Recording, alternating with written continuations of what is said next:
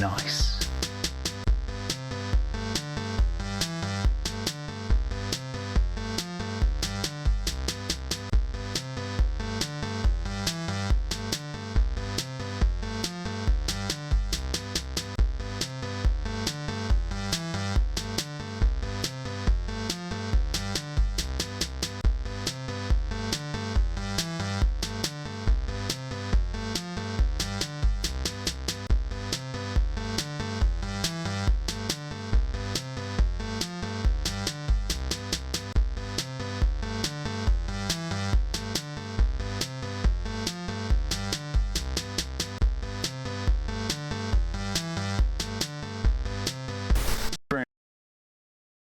At home that tells me the kids can't OD on these things, though, too. Gary, we're going to take a look at some of the hottest new games for two machines, the Macintosh and the IBM PC. Among them, Chuck Yeager's Advanced Flight Trainer, a helicopter simulation called Apache Strike, and one heck of a golf game called Mean 18. Now, as Gary said, computer games can be educational. We're going to start out by going to a school where a teacher is using computer games to teach her children.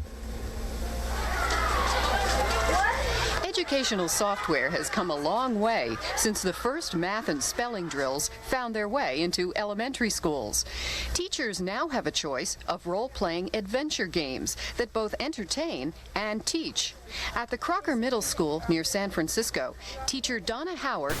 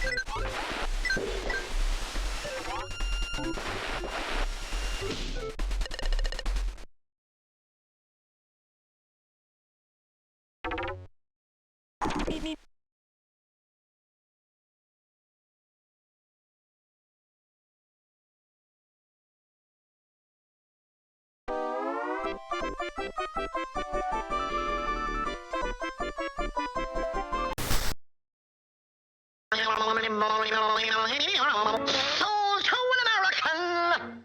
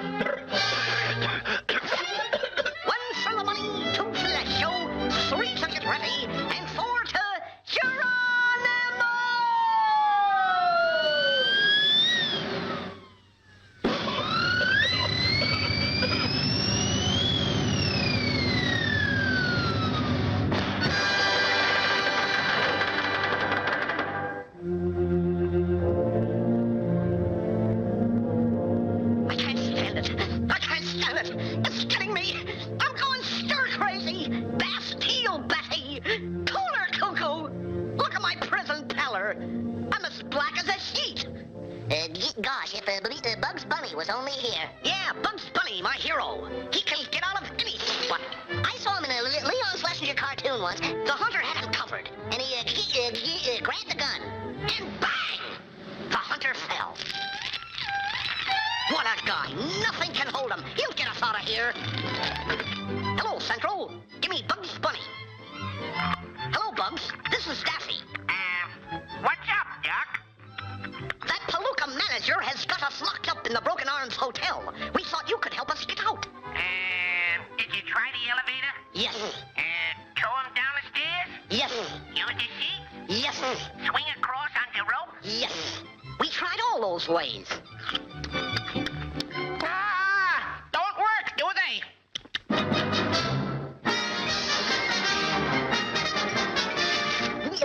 That's all, folks.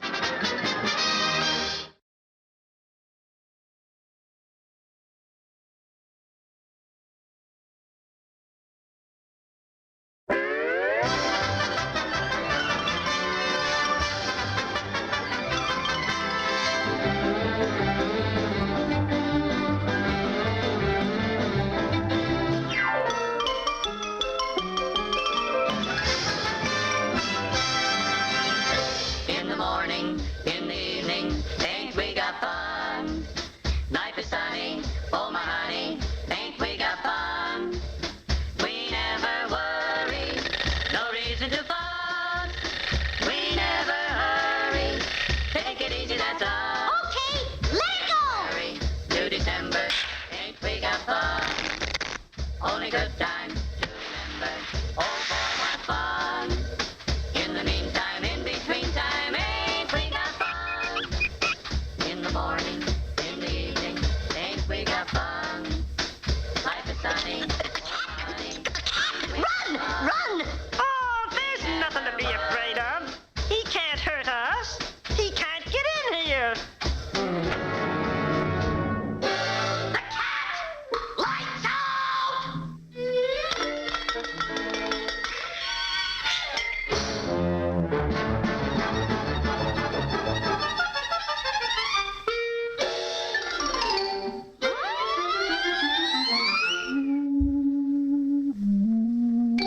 Good morning, good afternoon, good evening, and good day to you, All clear. wherever and whenever you're watching. My name is Cup, and welcome to the stream. Thank you, thank you, thank you, thank you, thank you for the head pats. A cat. Right, buddy? I was literally just watching this, and I was like, oh, they really. The cat really is Adolf in this. That's the intention. Oh dear. What's the rush? I do my best with these old cartoons. I censor a lot of them, but for a lot of them, there's a reason they got released into the public domain in the first place. How are you all doing today, this Sunday? It's Father's Day in the UK.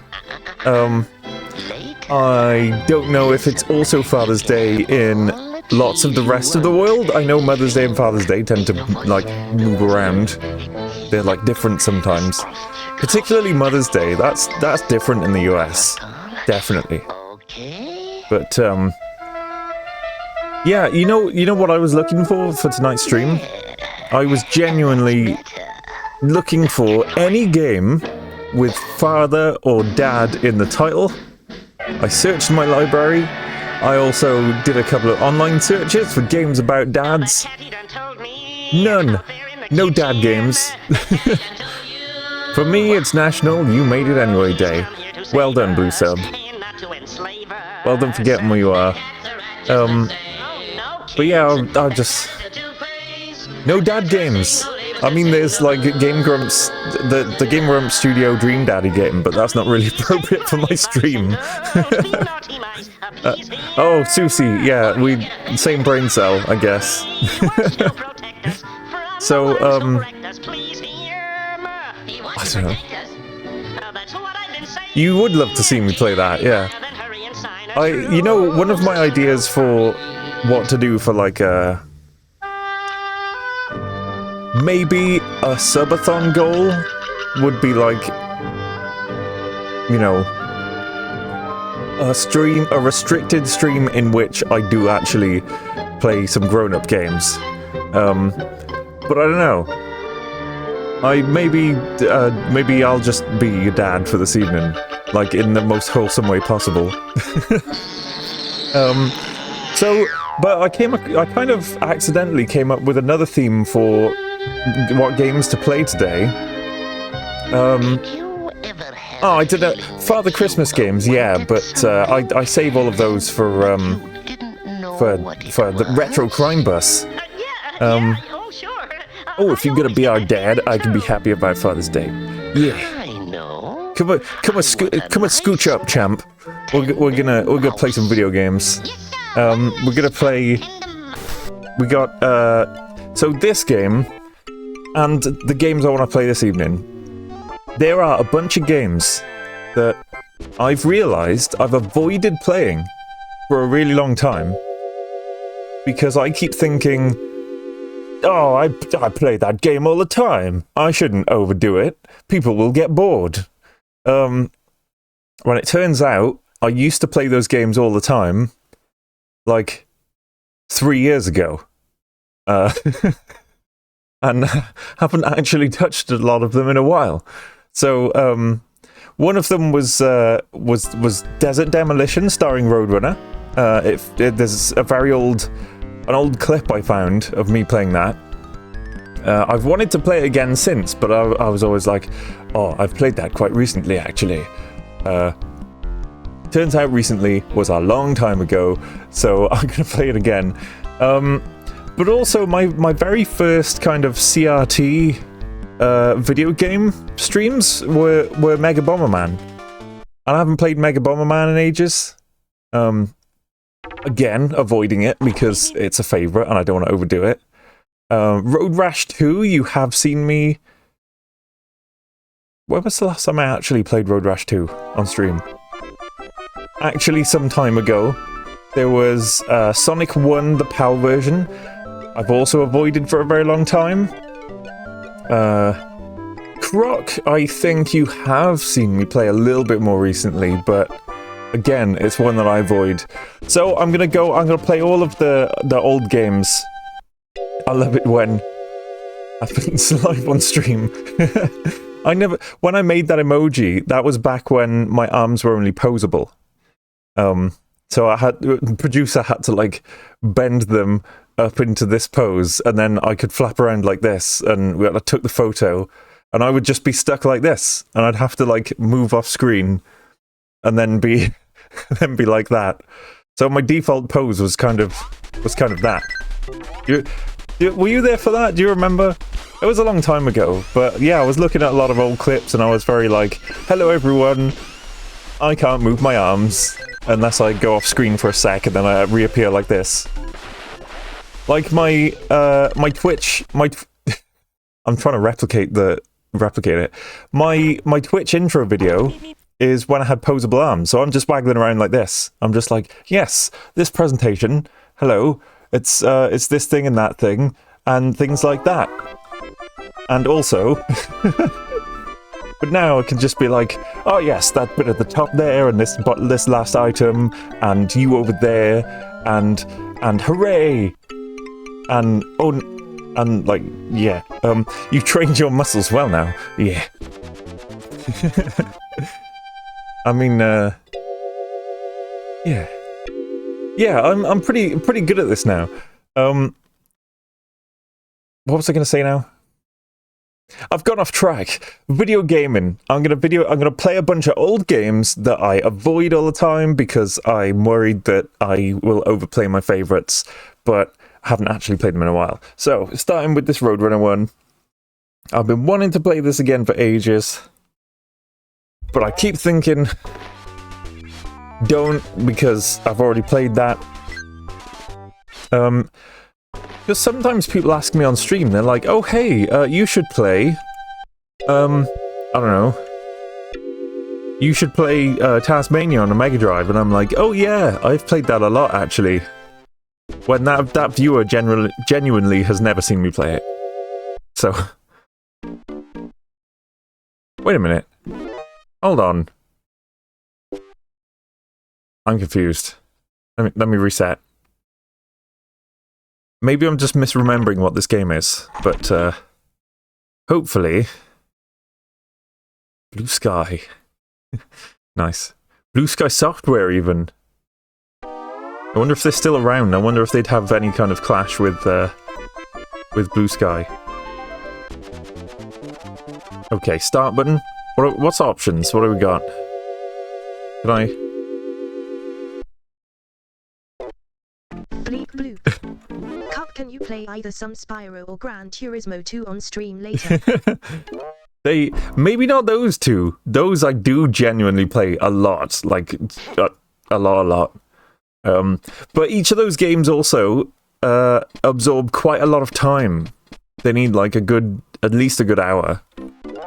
I like that the option screen is how do I... Whoa, hang on. Hold on a sec now. How do I actually do this? Oh! That's neat.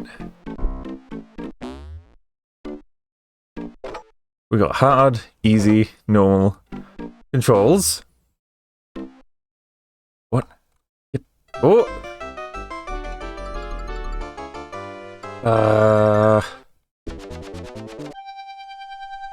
Red Rock Rendezvous. I guess I'm Wile E. Coyote. I don't like these controls. Hold on. That's what I was trying to change. That's what I was trying to do. Go! Go! Evening SL Jolt. Options. Coyote, Canis Ravenous, Roadrunner, Speedicus Birdicus. I always love those Latin names. Right, the options menu is being difficult. Ironic that you must use the controls to get down to the controls. B is jump. Yes. Middle button should always be jump. Maybe A should be turbo. Can we do that? A turbo, B jump. Yeah. All right. Level 1. Let's go. Red Rendezvous. That's the name of an early episode, isn't it? I'll get him, I will. I'll get... Ooh, ow. Hold on. I'll get him, I will. Whoa. Whoa, did I got the Roadrunner and he exploded into stuff. Whee! Oh, ooh, ow. Oh, I got him again. I'm actually pretty good. C was always jump in my head. Mega Drive Instincts. Ah, yeah. I know what you mean. My control scheme is unique, though. I got him again. Mr. Catterhook, you have some chocolate milk. Yeah, time. Oh. Did you just say, get in my will? What? Why would I say that combination of words? Blue Sky Software name may be owned by Interplay Entertainment, as Titus bought Blue Sky, and then Interplay bought Titus assets when they went bankrupt. Ah. Cool. Thank you for the chalky milk, Tiny Meows.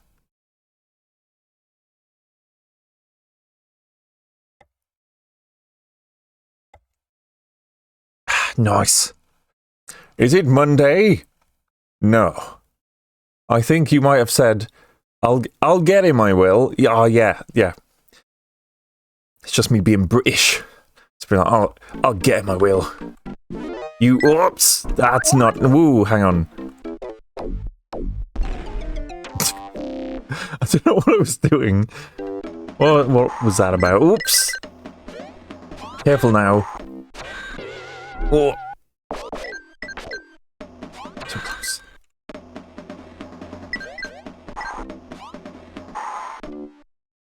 I'll get him. No. No. Run you over. This is great. I don't remember this part of the game at all.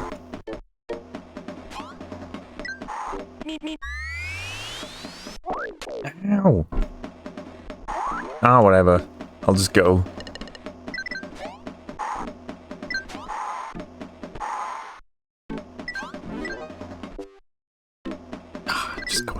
Just going. Oh, yes, Mugbot reminds me to remind you, it is important to know that all retro games, all the games that I'm playing, might suddenly, and without warning, include severe strobing effects. Ew. Do I just get to the end of the level, or do I have to catch the Roadrunner? I'm a bit unclear on that.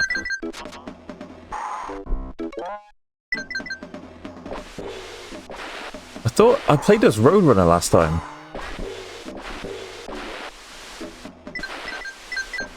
Collecting Acmes. There's like a cannon.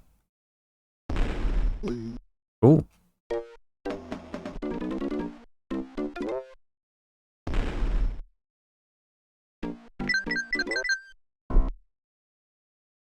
Good afternoon, Optimus Power. How's it going, everyone? Ooh! Oh! Alright. Do whatever you did last time, but the opposite. But I appear to be making progress.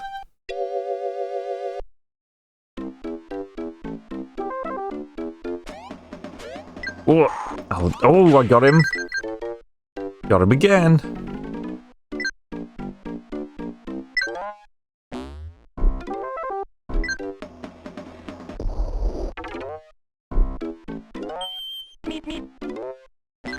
Ooh. I'm surprised that a British cat isn't streaming ZX Spectrum or C64 games. Those are before my time. I do actually have... Oh, God. I do actually have a Sinclair ZX Spectrum 48K with at least one failed memory chip. So it won't boot, sadly. It won't switch on. It does that old thing where when you power it on, it kind of shows you... Can I go? It shows you just scrambled characters on the screen, which is classic memory corruption, unfortunately. Really sad, because I did actually... I've got a couple of tapes somewhere. I wrote a couple of games when I was very young. Sounds like a bad VRAM chip. There wasn't really... the one I described, it does show complete text characters on the screen. It's just that the characters are garbled nothing. So it is actually one of the main memory chips that has died. It's common on that particular Spectrum, because when it was made, in order to save cost... Ooh, I got the Roadrunner. In order to save on cost, they used memory chips that were defective already. They used... If I think about it... They used 3 memory chips, which originated as 32 kilobyte memory chips. They were dual bank. But they were dual bank 32K chips that got rejected from the factory for having a bad bank. So they got 3 of those, and they kind of, by soldering a blob between 2 points, they chose the good bank on each one. So they had effectively 3 16K chips, making 48. But because those chips this is funny, originated as defective in the first place, they were prone to just dying eventually. So all I can really do is you can still buy an equivalent memory chip. So I can just replace them. I just haven't got around to doing that yet.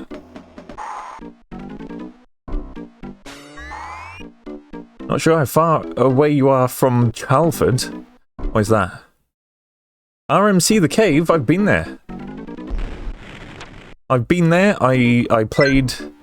I remember reporting it on stream, actually, just after. I played on their MSX, among other systems. I spoke with Holly, I believe was her name, who kind of runs the... Oops, oh, I keep doing that. Oh, shit. I mean Shazbot. She kind of runs the repairs side of things, and yeah, she was saying, "Oh yes, it'll be quite easy for us to get your old Spectrum up and running." So I was gonna go to one of those. Yeah, Neil was there. Yeah, Neil was there. It was a whole cave visit. Oh, why is this so hard? But yeah, I'm going back there. They're currently refurbishing the oh, what's it called? The outside building. There's a building that they want to use specifically for like repairing stuff. And they're kind of working on that right now. So hopefully, why is it so hard to keep your balance there? Once they got that up and running, I'm going to go visit one of their repair workshop days and get my Spectrum fixed. Or to fix it myself, rather. Bleep bloop. It's Cub. I'm bad It's at a this. cat. It's Mush Mom! How did you get .so.don.cute? Get.so.don.cute. It's funny, because if you don't allow links in chat, stuff like that gets blocked. Doesn't make a lot of sense.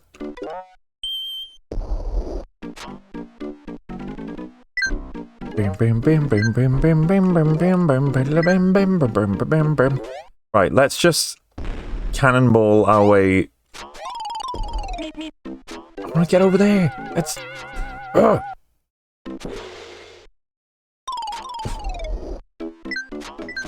How do I play as Roadrunner? I played as Roadrunner last time.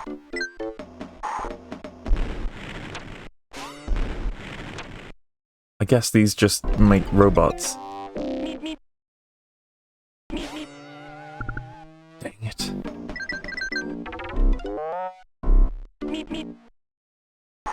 Ah, oh, there it is. There it was, right there. They're big enough to solve. Yeah, that's the cool thing with old electronics was everything on those old circuit boards is so huge.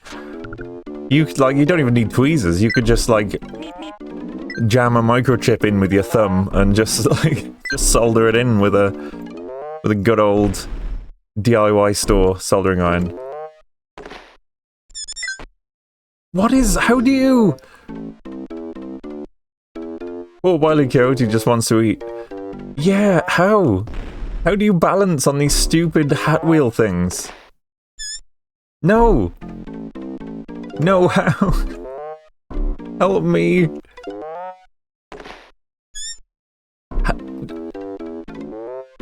What do you do? Does anyone know?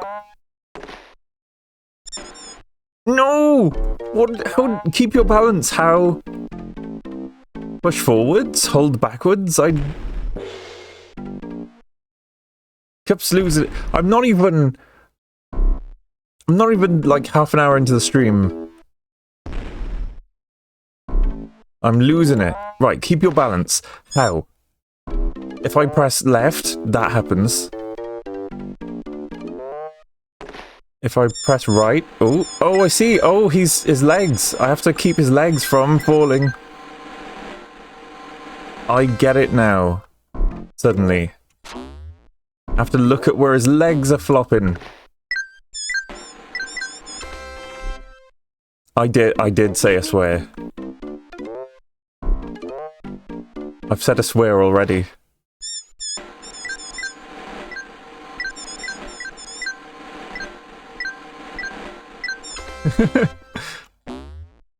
The gasp. Oh. Oh. I'm doing it. Ooh. 4 seconds to spare. Our guy hasn't heard of DoorDash. In the UK, we have, we don't have DoorDash, we have Deliveroo and Just Eat. They're like the main two, where you can order food from like a whole bunch of different takeaways. There's also, like, Uber Eats keeps kind of trying, but they kind of suck. And they just don't include many takeaways near me, so I don't know. Uber trying to take over the world, I guess. Not working. Uber had a really hard time getting their taxi thing started in the UK. Because in the United Kingdom, having a taxi license, being a licensed taxi carriage, and all of the rules that come with it, and the rules that come with paying your drivers and having them properly licensed, that was all like they were breaking all of those rules, basically.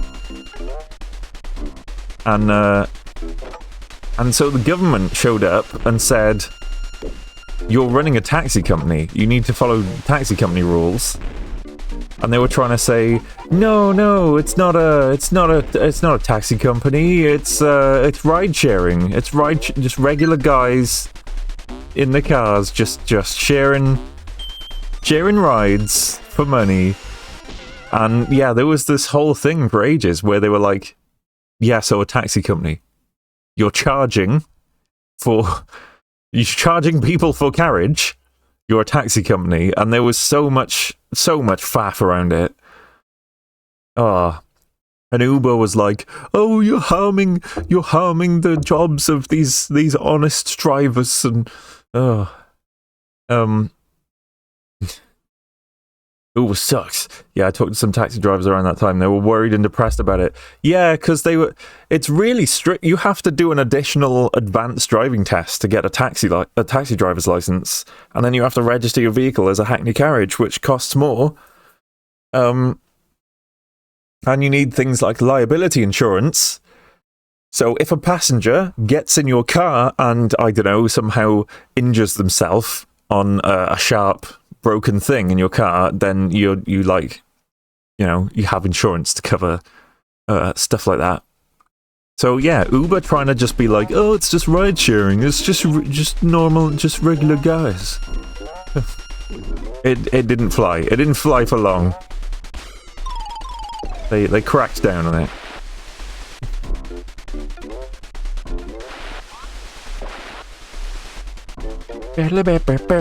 Hi, Kuwa-chan.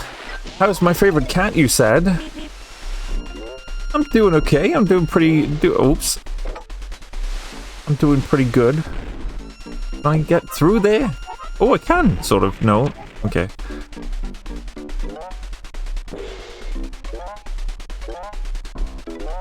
What? I'm about to run out of time. Oops. Time. Oh. We're just normal. We're just normal drivers. We're just innocent drivers. Continue. No, I want to play as Roadrunner. What? That's the game I remember playing. How do you play as Roadrunner?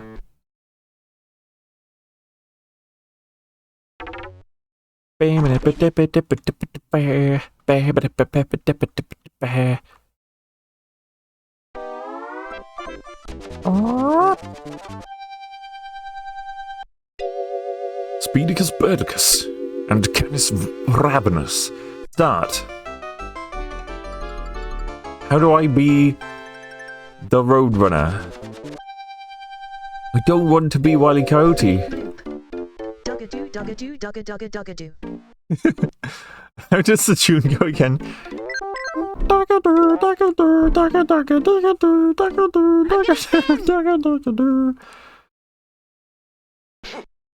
Yeah, I know. He's not impressed. I get it. I'm gonna reset. Watching you play retro games always inspires me to break out the old NES emulator, playing Air Fortress alongside this stream. Ooh, nice. I've been playing a lot of Dwarf Fortress recently. Unrelated, I know, except for the word fortress. How do I play?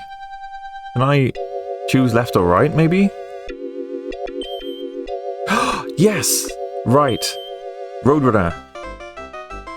Avoid him. Health, extra life, turbo points, okay. Nah, that's how... Nah, that's okay. That how my brain associates things too, I get it. Dwarf Fortress is excellent. Yeah, I've been... So... I've gotten up to a population of like 150 and realized that I have no guard. I had no... Oh, my whiskers are all funny. Had no, like, captain of the guard. I had no militia. So I started, like, doing that. I made a head of a captain of the guard. I got, like, 5 dwarves training up. But they're so slow at making stuff out of rock, and I don't know how to speed it up. They've got wheelbarrows, they've got boulders out the wazoo. There's a dedicated stonemason on the stone making, the stoneworks workshop thing is like locked to only do assigned tasks and only do stonework, and yet I queue up a bunch of... I got like stone cabinets, stone coffers, doors, the things that I need to expand the bedrooms. Just aren't getting made. They're just getting made so disastrously slowly, and I can't figure it out. I don't know what to do. I could make a second like stoneworks workshop thing. But that would throw off the feng shui of the crafting area, so I don't know if that's a good idea. Cup, can you promise you'll be streaming in a couple of years so I can watch you when I have a kid? Or I'm going to be streaming... I've already been streaming since 2022. Fairly consistently, pretty much just retro gaming. So I probably will be. I'll probably still be there. Militia Joan Hart, I loved her in Clarissa Explains It All. Ah yes, efficiency in Dwarf Fortress, it's always a nightmare. There's all sorts of reasons they might be slow, sometimes moving the workshops help too. It's surrounded by a big pile of non-economic boulders that they can make coffers and cabinets out of. But like... What's taking... Everything else is so fast. The carpenter makes stuff out of logs like lightning. The forges and the furnaces and the blacksmiths are working at lightning speed, just churning out steel stuff constantly. The kitchen, just pouring out food. Do they have alcohol? Yeah, the plump helmets out the wazoo, dwarven wine for days and years. I accidentally put the make dwarven wine thing on a loop, and I ended up with like 400 barrels of dwarven wine just all clogging up the storage area. Sounds like your masons might be too busy with other tasks or something. There's a mason dedicated to the mason's workshop. Like, one guy locked to it who's a master mason. He's a master at it, and he's got his task thing locked to only do assigned tasks. He doesn't do anything else except make stuff out of rocks, and he takes forever to do it. I don't get it. I'm gonna have to, like, spy on him and find out where he goes, where he spends all his time. You know, in Welsh tradition, where people are named after their profession, Geordie the Forge. He was great in Star Trek. Yeah, we still do that. And you want it? I got it. So long as you have enough rupees. I like that. But yeah, we still have like if there's a guy called John who runs a chip shop, he's Johnny Chips. You know, if there's like the guy who runs the car mechanics on the corner, he's Steve Garage. or like sometimes people make up more fun names like Steve Coggs or something. Like, forget their actual surname, we still call them after their jobs. I would kill to be Johnny Chips. Change your name to Jonathan and open a chip shop in Wales, up in the Welsh Valleys somewhere in a small village, and you'll be Johnny Chips in no time. Cuppy Streams, yeah. Think, oh, we're off to see Cuppy Streams, we are. Oh, fantastic, it is Roadrunner he's playing today. Bendigedig. What am I can't climb ladders. I'm a Roadrunner. Bendigedig is one of my favourite... Oops. One of my favourite Welsh words. It just means, like, you know, just brilliant. Great. Oop. You got me twice.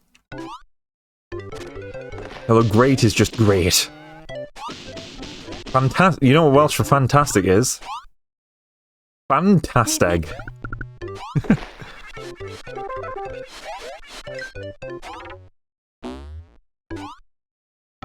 Do you know what Welsh for supermarket is?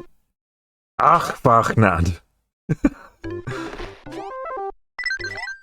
It just sounds like an angry German word.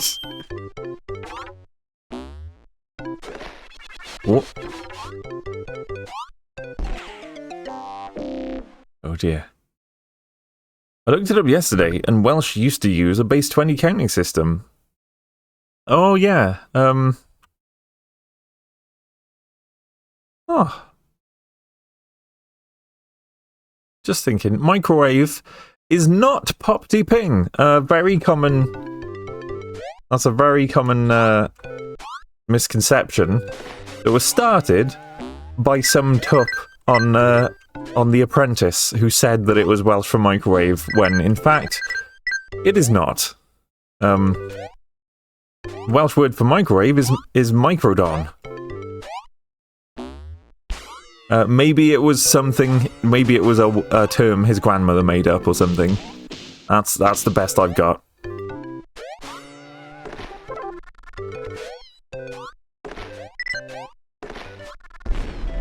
I'm going so fast. Oh, there's a lot of languages that call 40 220s. French, for example. Oh dear. Is Welsh for carrot moron? Yeah, it's moron. Or it's more like moron. That would make my head hurt. But yeah, microwave's not pop-de-ping. Yeah, oh, goodness me, I keep hitting the wrong keys. Boink. Multiple carrots. Oh, so carrots would be moroni. Because generally, adding like I or a to the end of a word makes it plural. I love the exit signs in Wales because they always show Alan. Yeah, I believe it's... Hang on, is that 2 L's? Is it 2 L's or 1? I forget, because I'm pretty sure it's Allan.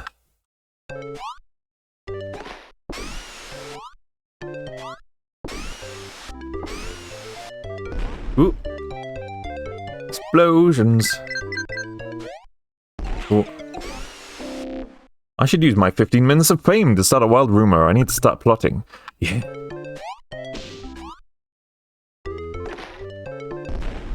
Oh, look at him go. Oh. I like how the music... Oh, it's like Sonic the Hedgehog.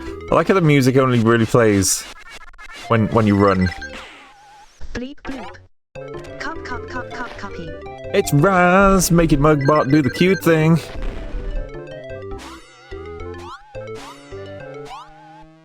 Mr. Cat, I hope you have some chocolate milk.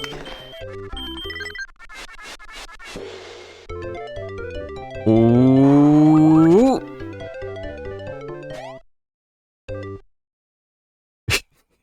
And thank you for the chalky milk. I'll have a sip now.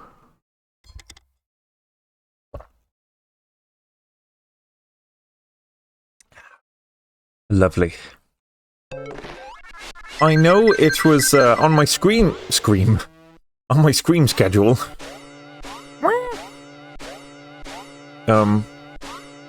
schedule, it was suggested that yesterday I would be streaming. I would be streaming question marks on Saturday. However, yesterday turned out to be quite a long, draining, and kind of heavy day. And by the time Saturday evening came around, I was just not up for it. So I didn't. I'm streaming today. I might be able... Oops. I might be able to stream tomorrow as well as Tuesday, you know. But we shall see. Oh god. I've spoken to a couple of my moderators about running mobile streams from Paris, from France. And yeah, I wanna test that out sometime before I go, but I don't know how. I don't know where, out and about, I can stream in this country where I'll feel, you know, secure. I can't do it anywhere near where I live because if anyone sees me who knows me, they'll probably shout my real name and just be like, "Over here! Over here! Cupus A. Cat, Esquire!"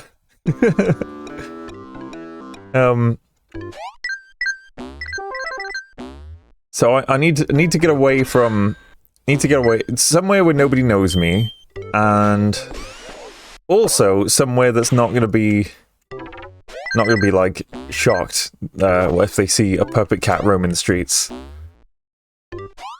with a camera crew.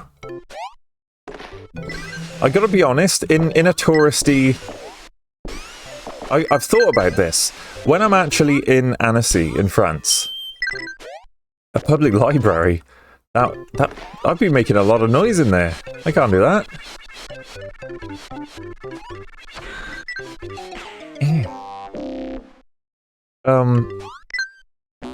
What was I saying?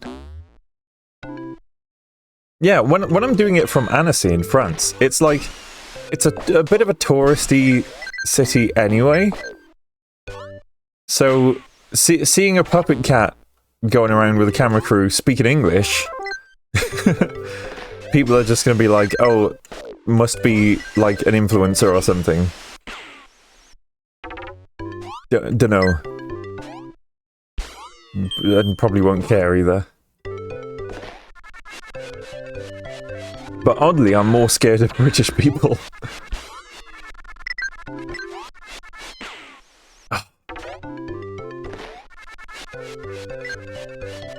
Yay, I won. Just about. Boing. Obsessed with that extremely stiff jump animation. It's how he does it. He does like the Twinkle Toes thing. That was an influencer. Big Puppet was behind it all along.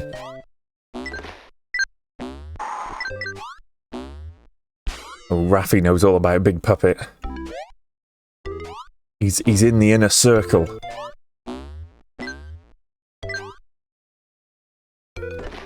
Oh, I keep doing that. Hang on, let's see if this Raffi button works. It's very unreliable. Ah. Let's try... retry. Close enough.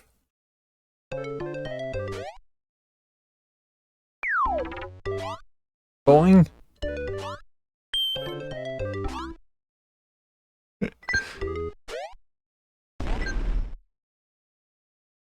Let's hit that button one more time. No, okay. Third time's usually the charm, but not today.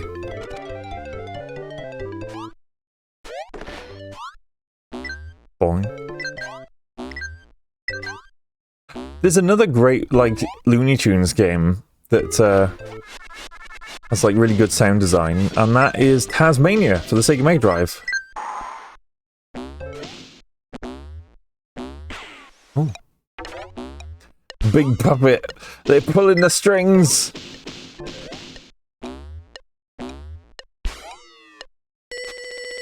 No!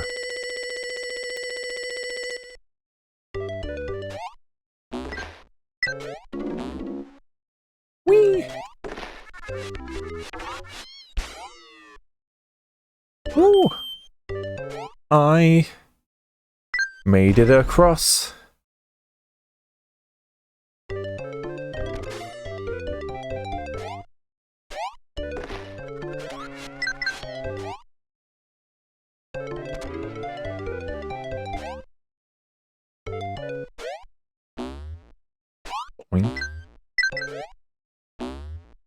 Health. My health was full anyway, but it felt good. Oh, I need to get that last anvil. Dang it. Right, I have to... Oh. Hang on. Oh, get out the coyote! 1, 2, 3, 4, 5... Yeah, like that.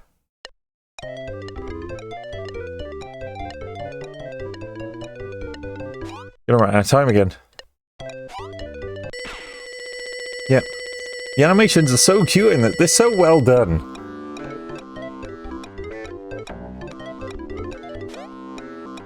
I guess that's it.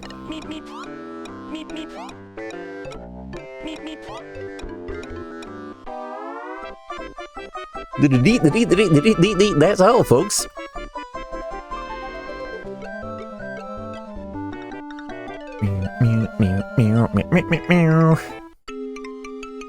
Makes me wanna play that other game with the good.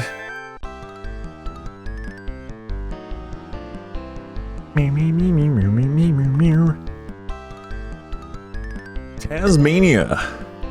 Not Taz Escapes from Mars, but the normal Taz-Mania. I really like this game. Cupus. Jeopardy. What? What is puppetry? What is puppetry? C always being jump. I always prefer B to be jump. A is spin, B is jump. A is spin, B is jump. Yeah. Easy. Miserable. That line though. What is a man? What a sniveling pile of secrets. I was watching a trans memes video a little while ago, and they're like, there's like a Facebook post or something where people are trying to discuss, like, I don't know, it's one of those rare times that trans men come up when bigots are talking about trans people, and then they played the clip from Castlevania. What is a man? Oh, it's just fun. It just gets me. It's just funny. A land that's way down under. The skies always yellow, whether rain or shine. Oh, that song. I can't remember the Taz theme. Right, here we go. So we got... Listen, when he lands.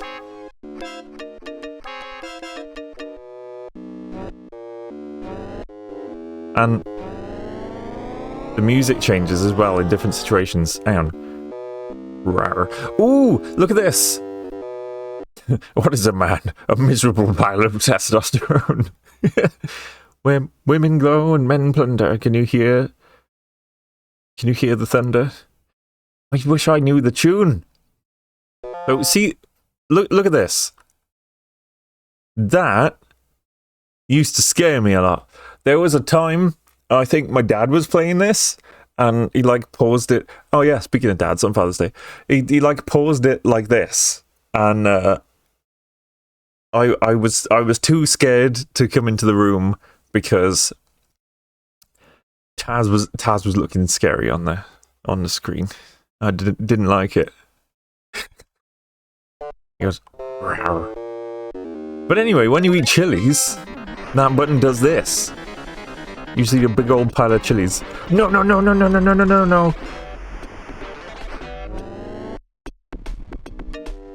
Listen to the Rock Monster's little tune.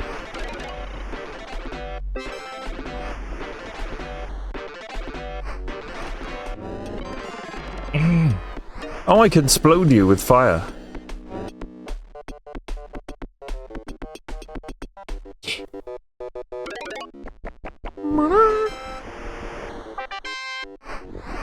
That little thing's supposed to be a statue of his ancestors as a checkpoint. What are they? They have 4 legs. I'm gonna spin! They're more like tektites than spiders. I'm gonna spin!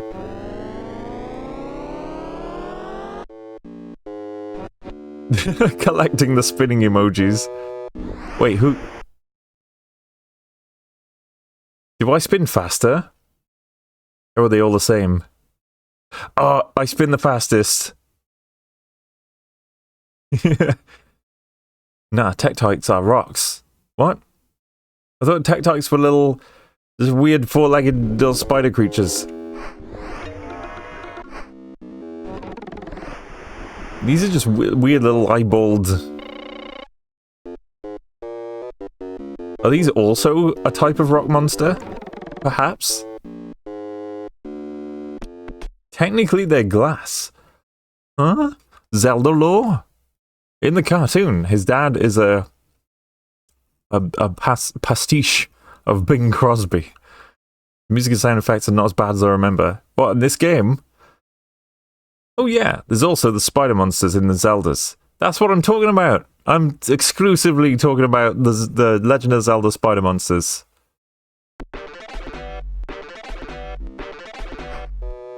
No! I didn't mean to do that! I didn't mean to do that! Get out of there, Taz! Get out of there! Get out! Taz, no! Oh my god! Oh, that's tense when that happens. I don't know why the rock monsters have a little groovy beat.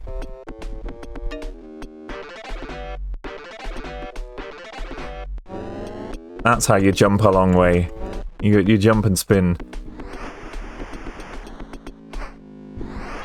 Oh.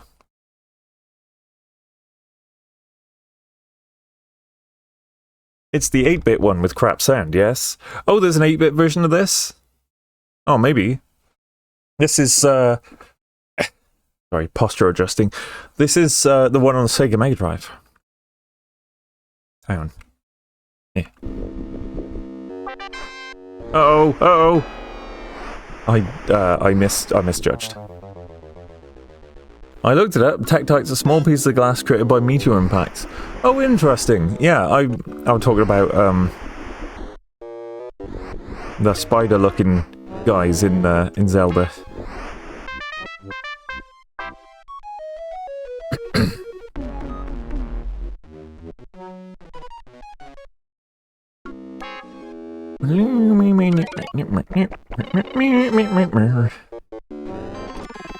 Ah, watch this. You can ride on their heads. After a while, they get angry about that. You just have to spin. And the music goes... Ah,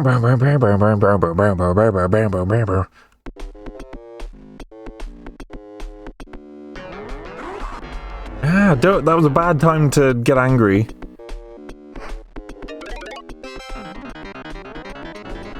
No, don't eat a bomb.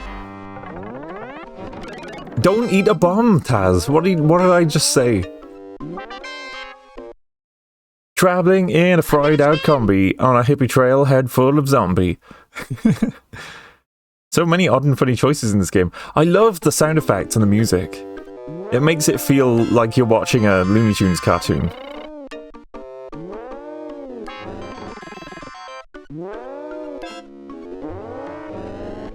Oh. All the enemies have their own little sound. Where'd he go? Come here.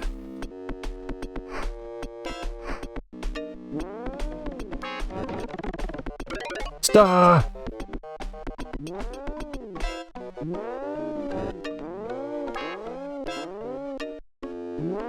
Some levels have the like leap sound, and some levels don't. I guess they just like made that choice depending on what the level design was like.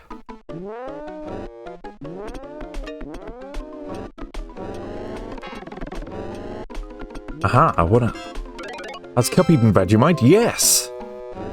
I've been to Australia, and I tried the Vegemite in Australia, and I also have had Vegemite here, also. Come here, Rock Monster, I need you.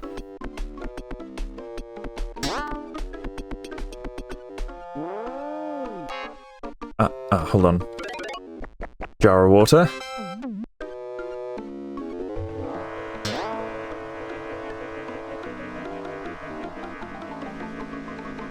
Vegemite's pretty good. But I prefer Marmite. That was pretty quick with the reaching for your head thing.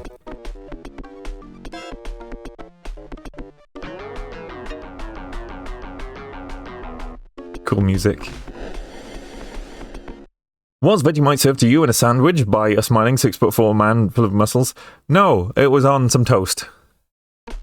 Butter and Vegemite on toast. So many bombs in this bit.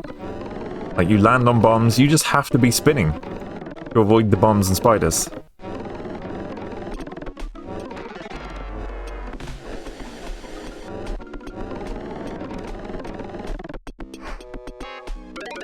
Cadbury, owned by Kraft/Mondelez, makers of Vegemite, once sold Vegemite-filled dairy milk bars in Oz. Marmite keep doing that too. I hate it. They do like Marmite chocolate and Marmite cheese. The Marmite cheese is pretty good. Marmite crisps, which just taste like beef crisps. Like they don't... It doesn't taste like Marmite. It just tastes like beef. Just normal. If the packet said smoky beef or something, then that would match the actual flavour that is on the crisps. Because a lot of the meat flavours on crisps actually use yeast extract anyway. Which it's basically Marmite, just dried into powder. So, yeah. Trying to go from meat-flavoured crisps, which use Marmite for flavouring anyway, to Marmite-flavoured crisps, really does not work. And it's stupid. People have bought me Marmite sausages. They were bad. They didn't taste good at all. They've bought me Marmite. The Marmite beer was the worst. That was gross. That was a travesty to all things edible. I must have just had some really awful Marmite sausages then. But see, this is the thing. This is the whole like gifting thing that people do. I famously in my family, I like Marmite. I'm a lover of Marmite. In my private life, I enjoy Marmite fairly regularly on toast or crumpets. Nice and tasty, with some good butter as well, like some good salted butter. Yum yum. However, people buy me Marmite adjacent stuff. They buy me the extra old Marmite, which tastes worse. They buy me Marmite-themed gifts, and clothes and accessories. They buy me a book about Marmite and how to cook with it. they buy me crappy Marmite sausages. Just get me a jar of Marmite. Just a plain... And I've told that to people, and now, for Christmas and birthdays, from a couple of my family members, they just buy me an actual jar of normal Marmite, but like the largest size you can get. And I'm like, yes, thank you very much for just buying me Marmite. I'm going to enjoy this entire jar. I really will. It's not going to go in the shelf and go off and go in the bin like the other special edition Marmite. There was a Mitchell and Webb sketch about this. There was, yes. That's the one that got me on this whole thing. Beef flavour is based on yeast extract. Yeah. Chicken flavour crisp is mostly onion. True, as well. As is going for stuffing or gravy, not the meat. Yeah. Yeah, that's interesting, isn't it? Which means, ironically, there are a lot of meat crisp flavours which are actually vegan. Like, the crisps are vegan. And yet some of the other ones, like, I don't know, like salt and vinegar, are not, because they actually use animal-derived ingredients like whey powder or things like that. It's a really weird crisp flavouring, or potato chips if you're American. The world of crisps flavouring is wacky and bizarre and interesting to learn about. I like the Marmite cheddar you can get. Yeah, me too. Marmite cheddar is one of those, one of the few gimmicky Marmite combos that really, really works. To be honest, if I'm making sandwiches and stuff, I like to combine Marmite and cheddar anyway. So I make a sandwich with like some butter, some Marmite, some cheese, like cheddar cheese, and some smoked ham. Smoked ham, cheese, Marmite. Yum, yum, yum.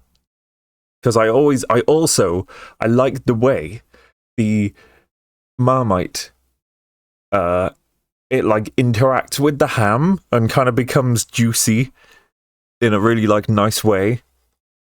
I got to be careful though, because if I'm enjoying a sandwich too far away from its plate, it will like drip wet Marmite juice onto my desk or lap. Funny how you seen Thomas Scales Marmite is terrible? No. Oh, sorry, I keep... I was eating just before stream again, so my tummy's being funny. Funny how the first big potato chip flavour was sour cream and onion, of all things. Oh, yeah. I tried... You'd think just salt, wouldn't you? Like, just salt would be the first one. Like, just put salt on it. Although it probably was, come to think of it, before the sour cream and onion as the first, like, flavour, maybe. Anyway, I tried whiskey cheddar, and I know that one day may make me very large. Funny, my niece... It's a Just Chatting stream again, isn't it? Funny, my niece was like, I want Demon Slayer manga / figures. Not the other manga, but I bought her Assassination Classroom. Now she's a total weeb. Nice. Cheese and Onion by Tato of Comeath. Nice. I remember the Marmite ad with Zippy. Me too. Are you not machine washable, Cup? No. I use... I brush powder through my fur to clean. I'm very clean and fresh. And a lint roller. Cheese and onion isn't much of a thing in the US. Oh yeah, it's very much a thing in the UK though. There are some crisp flavours which are very common here, but not in the US. And some that are very common in the US, but not in the UK. It's one of those interesting things you could do a little deep dive on. There's a YouTube video about that, actually.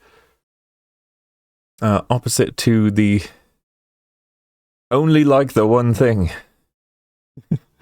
Yeah. But there was a YouTube video about like what colour are different crisp flavours. I shouldn't have blown him up, because I could have jumped on his head and gotten up there. Poopy stinkums. Oh well. But yeah, different colours for crisp flavours. was an interesting YouTube video. Because in the UK, with Walkers, green is salt and vinegar and blue is cheese and onion. But with almost all other manufacturers of crisps, blue is salt and vinegar and green is cheese and onion. I don't know why, like, Walkers just do it backwards. There was like a whole marketing campaign revolving around, like, should we swap the colours?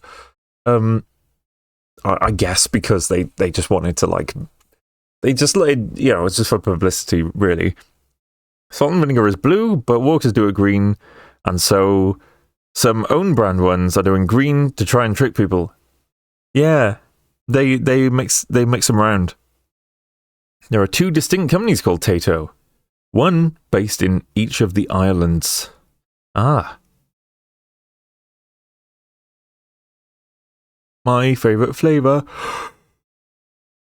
for crisps or strips is dill pickle, especially if they're spicy as well. I don't think we have that in the UK. Both make crisps and snacks. Yeah. It's a bit like there's Aldi. Oh, look at...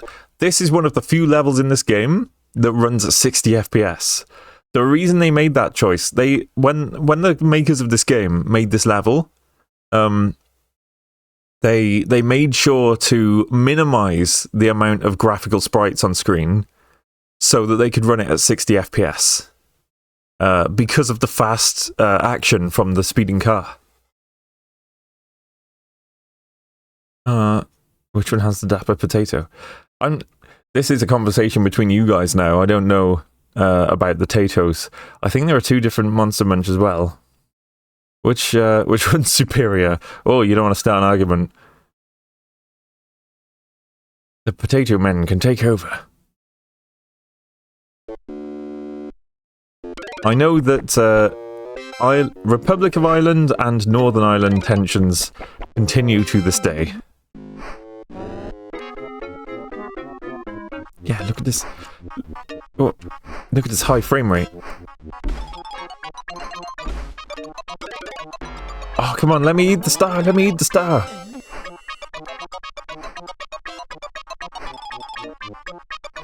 Come on.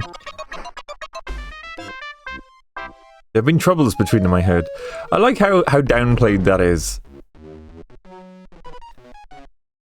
There was like, you know, I mean, you can look up how serious it was and how many people died and stuff. But they're like, ah yes, the troubles. We had a spot of trouble there. But we got on with it, we did. Just a spot of bother. Sharp objects, careful now. Thank you for the follow, I'm glad you like it, yeah. Marmite, a YouTube link. I'm not gonna, I don't usually open YouTube links during stream because I have to stop everything to focus on that. Discord is a good place to drop that though. I'll definitely see it then. Oh, he's gonna eat the... You keep eating... He's like, oh, a new thing. Eat it. Put in my mouth. I get it though. I understand, Taz. If I saw a bomb with like a sparkling fuse on it, I would feel an overwhelming urge to put it in my mouth. I wouldn't. Just to clarify, you know, I have this little quality that enables me to participate in society called self-control. Well, I don't just act upon every instinctive urge that I have. Unlike Fromst, yeah. I had no idea about the 60 FPS choice for this game. Is it just for the boss or the whole game? It's just for that boss. Just that one boss with the speeding car. Could you see the difference? Because this is back to 30 now. Ah, yes, the inconvenience. Yeah. The slight discomfort for a minute there. When the people were dying.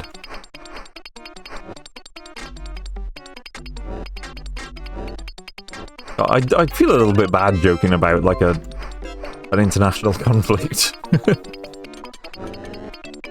I love the Irish though, all of them, the whole island.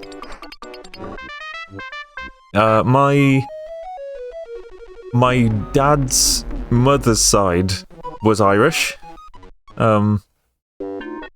I buy my Marmite in catering-sized packs. Good man. Good man. Well done. Often, if it's something you're going to keep using a lot, you guys, like, everyone should do this. Check, like, catering supply companies, they'll usually sell to anyone. You don't have to prove you're a business to most of them. You can get, like, a big box of a lot of stuff. You could get, like, 20 Marmite jars for cheap. Like, well, cheaper per unit.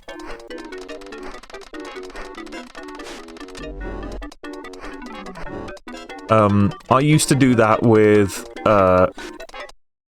Monster Mango Logo. Just buy them in, like, big massive plastic wrap trays of lots of them at a time. Which I thought, oh yes, these will last me a very long time and save me money.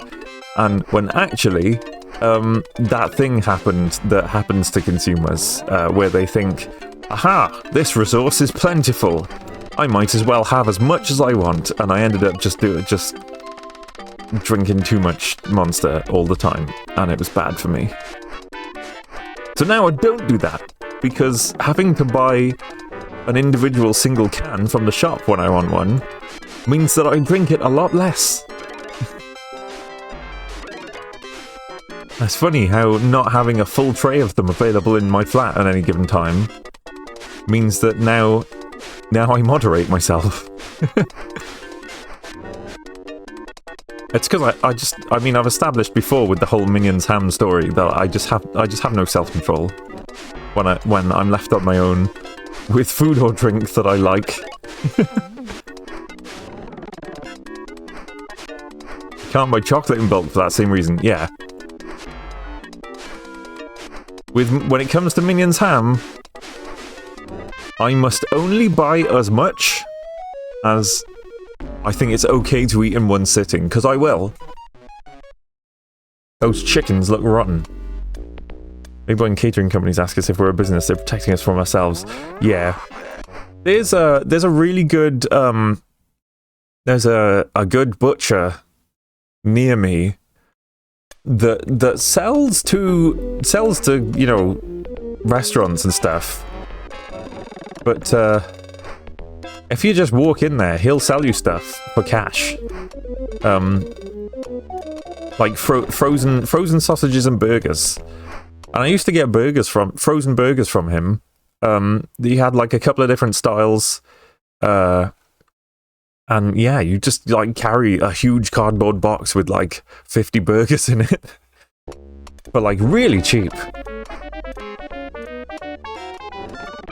A business selling you stuff for cash? Well, this is the thing. They're only meant to be business to business. No, you don't understand. They're not allowed to sell to the general public. Otherwise, they would have to charge... They'd have to, like, do additional taxes. It's complicated. Or something to do with the kind of insurance they have on the premises is, like, cheaper because it's not... the general public aren't supposed to visit. So... oh, get off. There we go. But anyway, they're all set up on paper to be selling to businesses only, not to consumers. So they're not really allowed to. But they do anyway, if you just go up and pay for something with cash. Not card. They won't do that. I would destroy myself if I had access to Tasty Burgers 50 at the time. Do you know what protected me from that? No paper trail, exactly.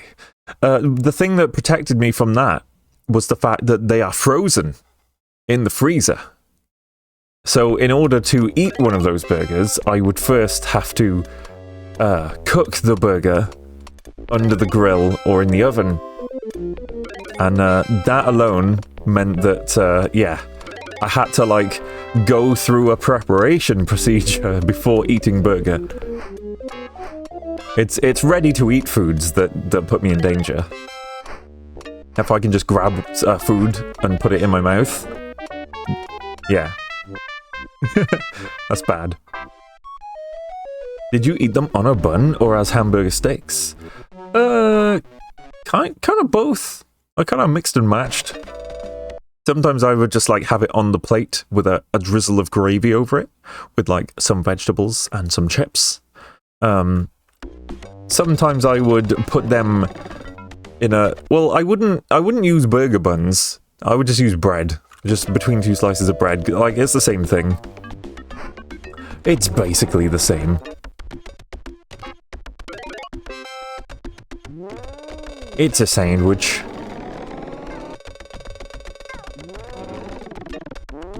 Man, I haven't had a good hamburger steak in nearly a week. When you say hamburger steak, do you literally mean just how you serve it on the plate with no bread? So much gravy on it. Oh man.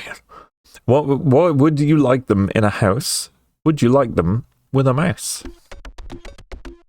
I do like them in my house. I don't know about the mouse.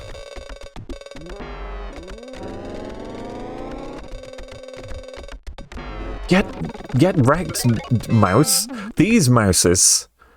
These jungle mice. Oh. Not them. Absolutely not, if that's what you mean. Would you eat them in a box? Would you eat them with a fox? I kept them. I bought them in a box. Again, if there was a wild fox involved, I would fear for my safety. And the foxes. Like, what's it doing in here?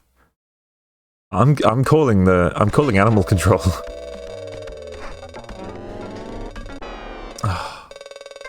The pain and death sounds are so cartoony as well.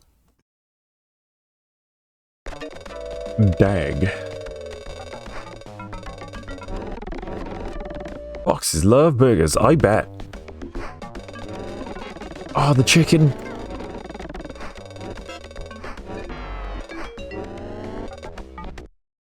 Yeah, served on a plate with gravy on top is how hamburger patties were served before they started being put in buns. As a poor man's steak substitute. Aha, I see.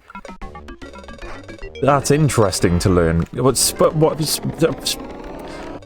was trying to say, Taz, why aren't you spinning? But my brain was like, spin, Taz, spin. Ah. Fire. Let the fire burn within. Soggy Wombles! Yeah, boys, it's Soggy Wombles. I could just call you Soggy Wombles. You ever think about that? Do you ever think you end up with a name? And the first hamburgers would just be cooked in a press between two regular slices of bread. Hell yeah! Oh, as in put the raw burger between the breads. And then frizzle frazzle. Alex J. Murphy Jr. Sr. You may have just changed my life. I'll stick a raw burger between two breads and smoosh that into my George Foreman grill. Oh, well, I'm gonna do it. I'm gonna. You can't stop me. Eat up your soggy wombos, boys. We got a bank to rob tomorrow. At least I got an extra life before wasting one. Can't womble a bank on an empty stomach.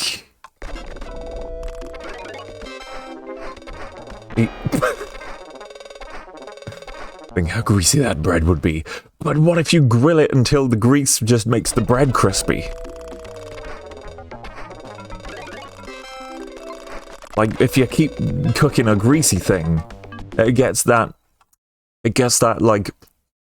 fried crisp, you know? The little crispness. The crispiosity.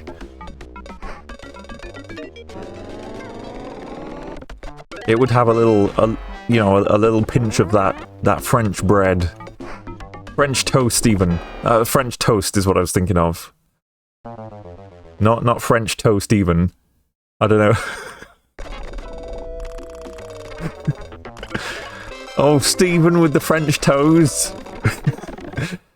You were only supposed to soggy 5 wombles. This is entirely too many wombles. Oh dear.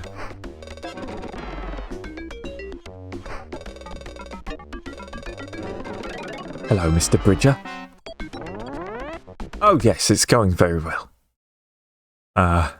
We need more wombles.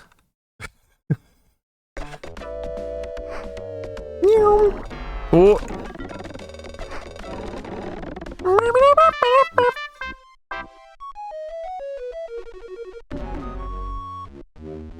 In some parts of the US, they traditionally would steam their burgers. Oh, that's very tasty. I've had that. I've had that too. They go super tender and nice. It's a good way to cook a burger, I agree with that.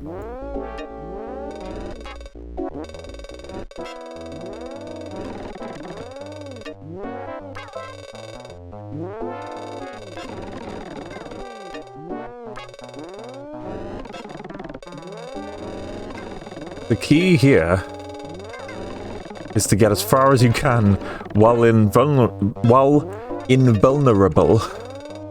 because them little green fellas are pains in the ains. They make life hard.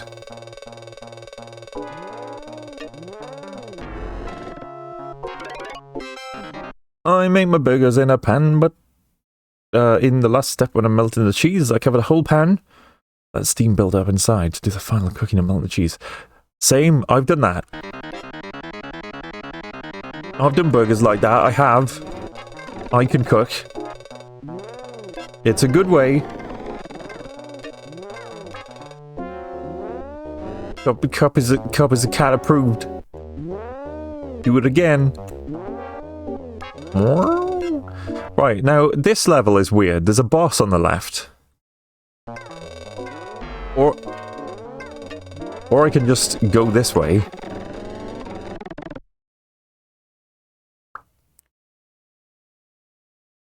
I didn't know there was an invincibility thing there, actually. I didn't know that. I'm nearly 40, and I'm only now learning how to cook some basic staples because my brain don't work right. But it's been very rewarding to learn. I kind of had to learn. Because being a student, living alone, fending for myself, I had to cook foods.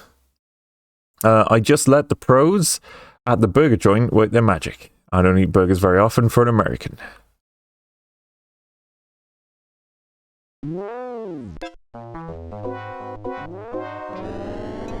Oh, it's this guy. It's the bow and arrow guy. From the jungle. You could just sort of keep on... You could just keep harassing him like this. He can't hit you. I mean, I've been there too, but I just made really crappy frozen dinners for years. Finally cooking from scratch more stuff though. It's good. It's good when you... Oh, Ricky Syx Pulse. Thank you for the follow. I'm glad you like it here.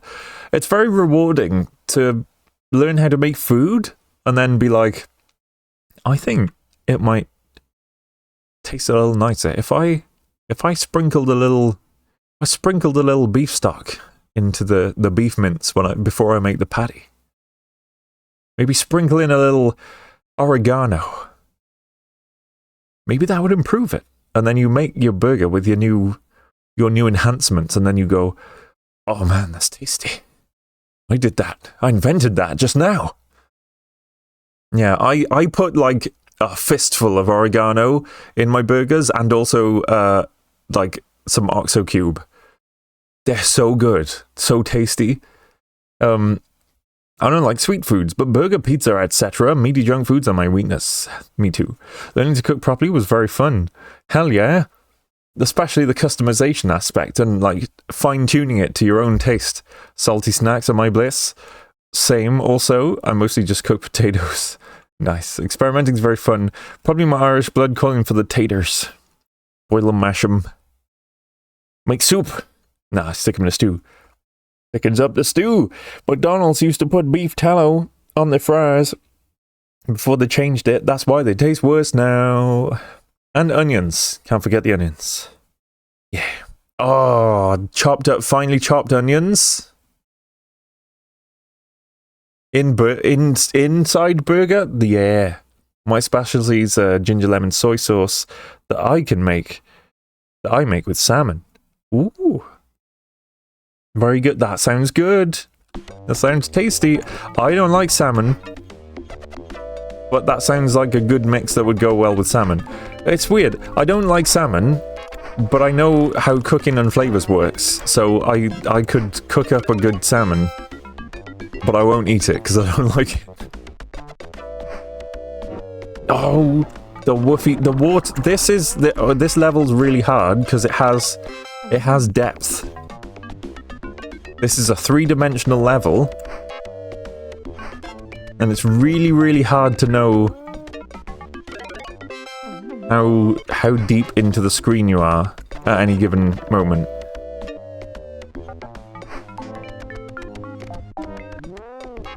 Don't eat the bomb. Tut tut. Eat the chicken. Did a lovely roast beef dinner for today for Father's Day. Yesterday, sausage casserole and jacket potatoes. Nice. Do you not like fish in general, Cup, or just salmon? I don't like fish in general. I don't mind the easy fish, like like cod in a from a chip shop in batter. Woo! Finally, Sentinel 12112, 12 months. That's almost a whole year. Thank you for supporting me for so long. That's amazing. Chuffed. But yeah, I like the basic one. Calamari's not too bad. Calamari's okay. But like the strong fishy tastes, like smoked salmon, don't like it. Yesterday I was out on the town late, so I just ate at Waffle House. Nice. We don't have that. Hello Cup, hi chat, how goes Taz-Mania? It goes good, I'm on the hard level. I want a good spaghetti? Same. Ah, you have my ex-girlfriend's taste in seafood, got it. Yeah, just the easy fish. The easy fish without the strong fishy flavours. Smoked salmon is very strong, true. I would only eat spicy spaghetti for the rest of my life. Nice. Oh, and merch. Don't forget the new merch.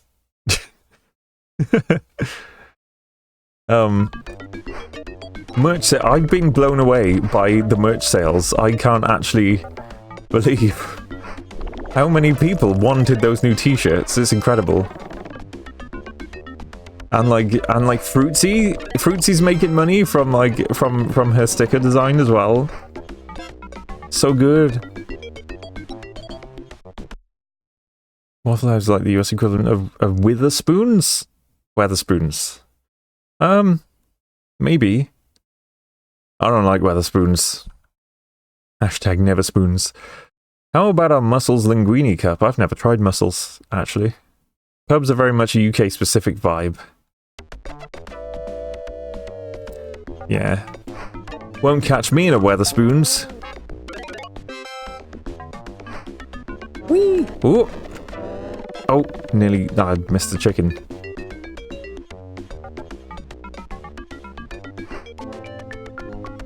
Whee!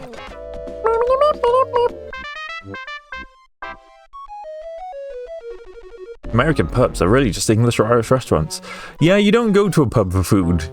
I mean, there's a such thing as a pub dinner. Some pubs do food at some hours.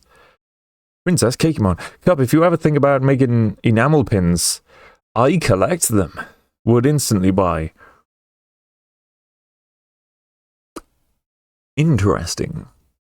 Enamel pins are a minimum order kind of item. So all of the stuff on my merch store at the moment is it's print on demand basically. You order one, they print that, and then they ship it to you. It's all handled by the merch store. Enamel pins, though, I have to invest up front in manufacturing a minimum number of enamel pins. So,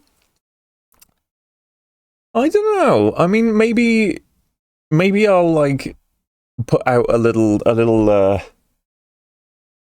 survey for registering interest before I order them. Because if enough people say they're interested, I'll do an enamel pin order. That seems like fun. Hang on, I'm adjusting. Oh no, I'm adjusting my posture because it's really bad.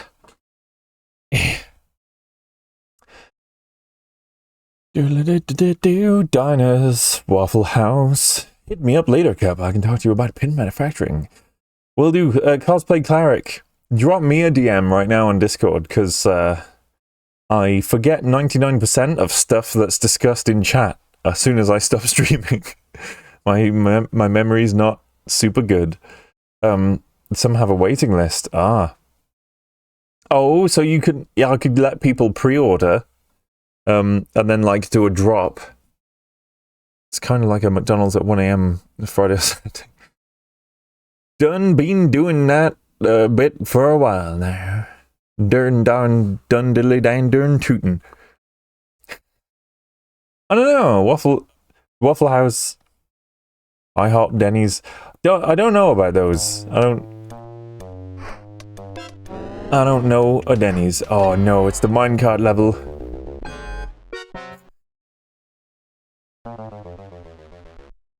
Oh yeah, take a picture of the Waffle House menu. Hell yeah, that's the little stuff like that. That's how you... How do we... Oh, there we go.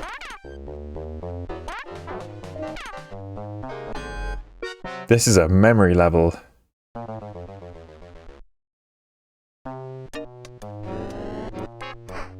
There's TGI Fridays in the UK is terrible by UK standards. It's really bad. I've never been to a TGI Fridays and had good food. Well, I mean, the food is okay. It's just very mediocre and boring. And extremely overpriced. Like, extremely. It seems like they brought like the genuine crappy American diner experience to the UK. That's what TGI Fridays is in the UK. That you pay like stupid money, stupid high price, and it's like, this is literally just a cheeseburger and fries. Why did I pay so much for this? That's it, crappy American diner. Yeah, that's what TGI Fridays is here too.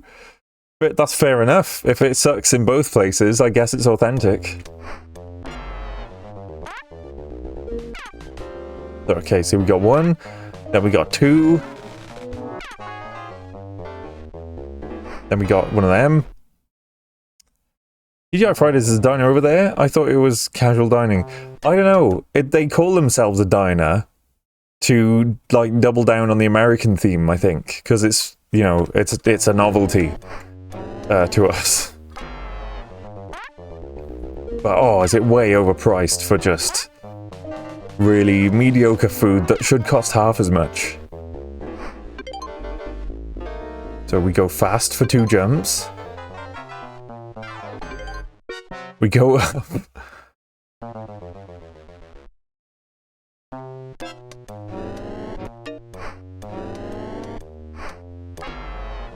We've only just got Popeyes in the UK. True, it's only just appeared in my city, and I've got to say, it's nice. It tastes fresher than KFC, but it lacks KFC has like an umami punch that Popeyes lacks, but Popeyes tastes like fresher and crunchier. I prefer the texture. So I'm glad there's a KFC competitor in the UK finally.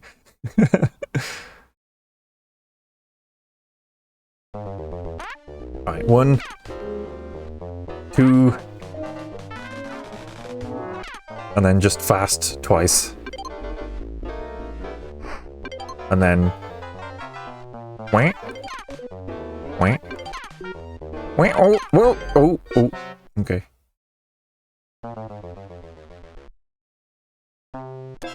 You never get what you actually ordered. I've gotten exactly what I ordered every single time. This might just be a British culture thing versus American, but if you get given the wrong sauce that you didn't order, you best believe that's going back to the kitchen. There will be complaints. You get exactly what you ordered, otherwise there's big problems over here.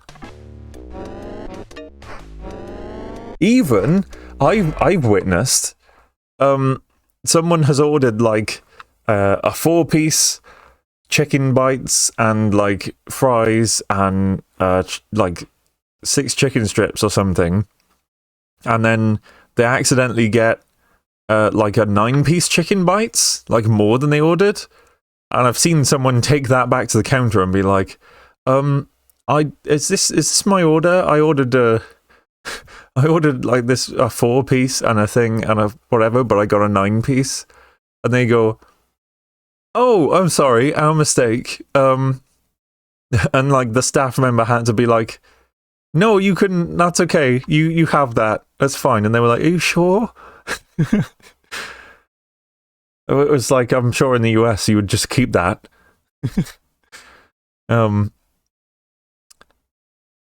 Popeyes here is like, go through the drive-thru and you grab a bag when you get home and hope it's close to what you wanted. Ah, no.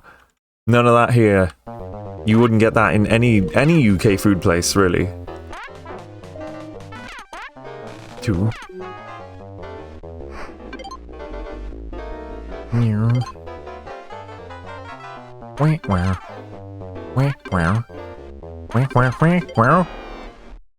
Aw.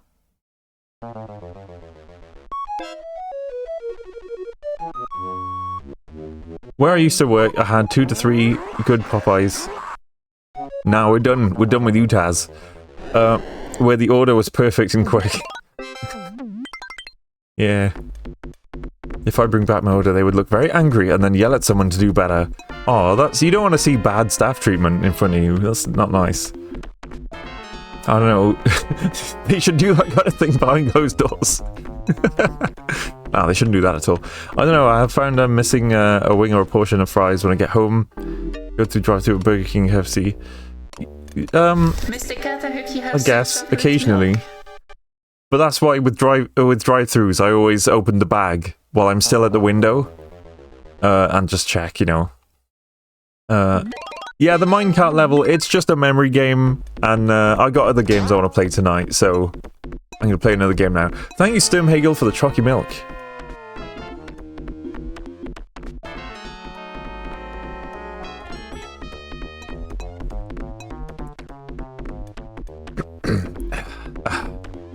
Ah, lovely. I can go for a Popeyes now, thanks y'all. Not all are created equal. The franchisee at our local couple of KFCs is useless. Same. Do we live in the same place? We, don't say where you live. The franchisee for the local KFCs, where I am, is horrendously bad. Every KFC has litter everywhere. I've walked into some, and there's been like litter all around the tables, nobody in there. 2 staff members just like browsing TikTok on their phones. Yeah. And like, you go and order food and it's like a huge problem for them that you even showed up. So, I don't bother with my local KFCs. They're terrible. Know what? Taz-Mania doesn't tolerate drug use, guys.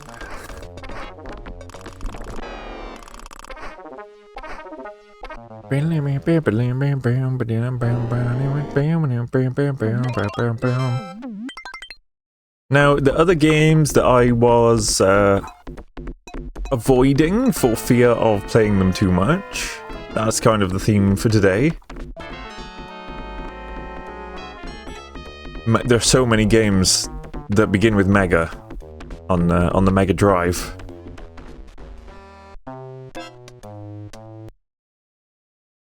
Mega Bomberman. I think Popeyes is okay. Yeah, like I said, Popeyes doesn't have the same flavor as KFC, but it does taste fresher. The Cartoon Sailor Popeye. Oh, that's cool. Plastic wristwatch.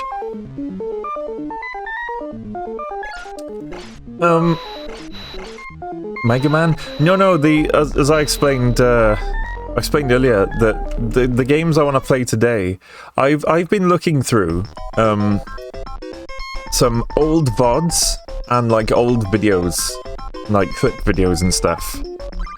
And these are some of the first games I ever played on stream. And it's funny because I avoid playing these games because in my head I think, oh, I've played those already. Or even worse, I play those all the time. I don't want to play the same games all the time. I'll bore my audience. So as a result, I haven't actually played these for a really long time. And yeah, I'm playing them. Because I literally get people in chat saying like, oh, you should try Mega Bomberman. And my reply is always like, oh yeah, I've played that. I've played that a lot already. When actually, I haven't played it in so long that viewer has literally just never seen me play it. So like, it's not their fault or anything. So I'm replaying my old favourites. Oh, nearly got him. Why are you killing the harmless bunnies? Look at this rabbit. Look, that's not a normal rabbit. It has the red stare of evil in its eyes. It wants to punch me. And there's I forget what like the lore is behind the enemies in this game, but it's evil basically. It's not a normal rabbit. It's like a mutant or a robot or something. Thank you for the head pats. I like Spanish base curry. Same. See, look at it. Look at him. He wants to punch me. I don't want him to punch me. So I just blow him up with bomb. That flower was a lie. Yeah, see, this is a weird thing in this level. Those... Oh, can I kick blocks with this one? Yeah. Those pink flowers have got meat in them. They got personalities, those ones.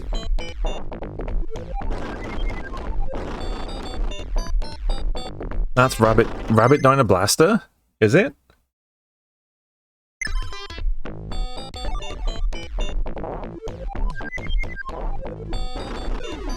Where? No! Oh, I forgot that bomb was there. Hello, Egg. And I'm playing games today that I often avoid because I worry that I play them too much, and as a result, I barely play them at all. Cusplode. Get wrecked, Robo Flower.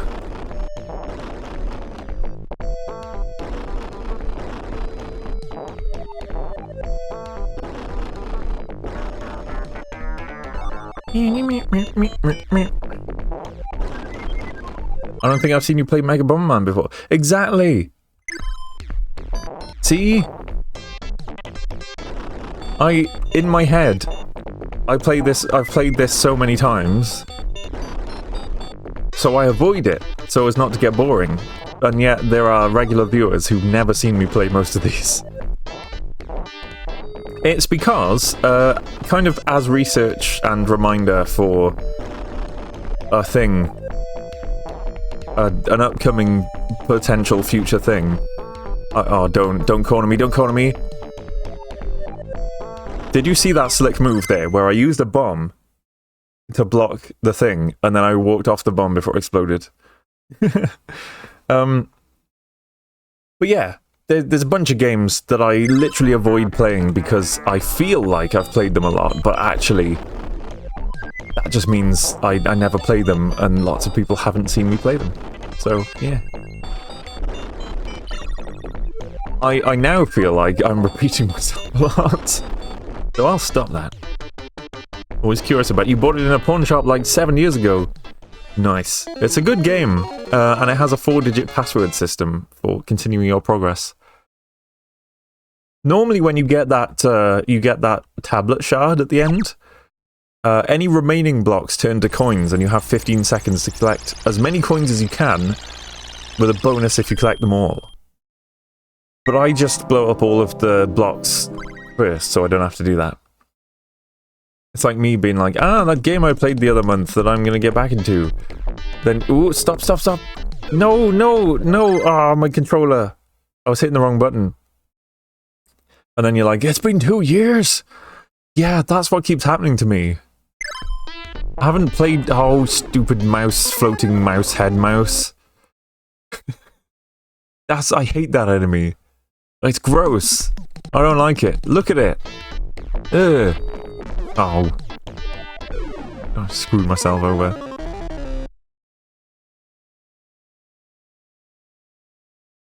SMH.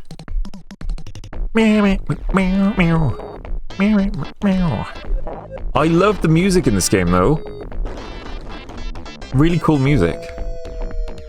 Like really like cool and groovy music.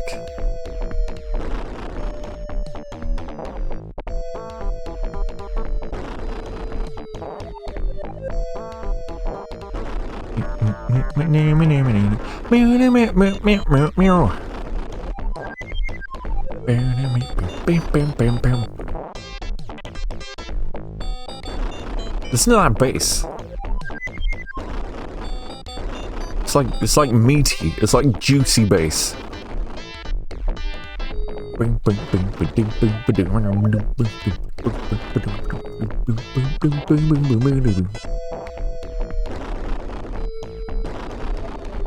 It's got like meat on its bones. I really like the GameCube game Bomberman Generations. It's a 3D Bomberman game done right. I think I've seen a streamer playing that. The bomb sound effect. Oh, I got the kicker bomb. I can kick bomb. Very useful. Expect you to have watched the anime that never came out in the US. I've never seen the anime. Bomb kicking. Bomb kicking. Kicking them bombs. Da-da-da-da-da-do.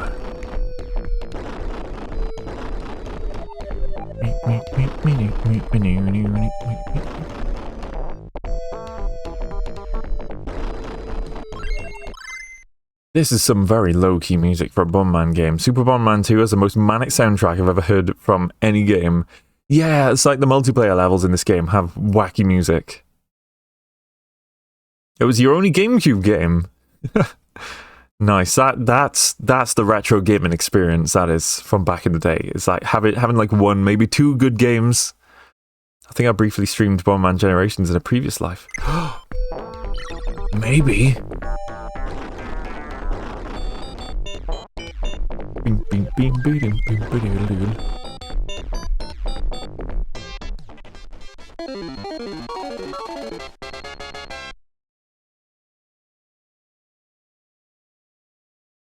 Got your GameCube, a game with 4 controllers and Bomberman. Oh, maybe it was a like a pack-in game, like an included a box.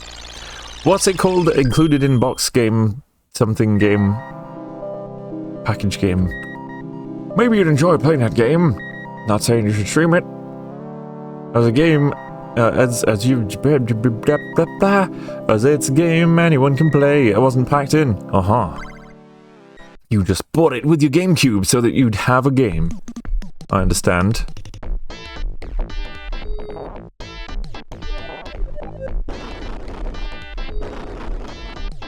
When I was in university,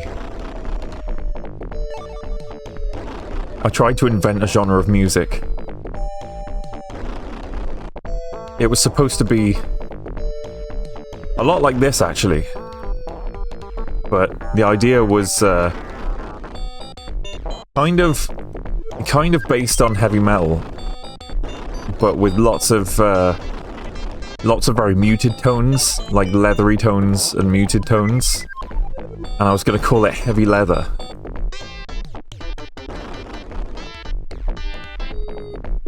With like really thick-skinned leather drums and stuff, you know?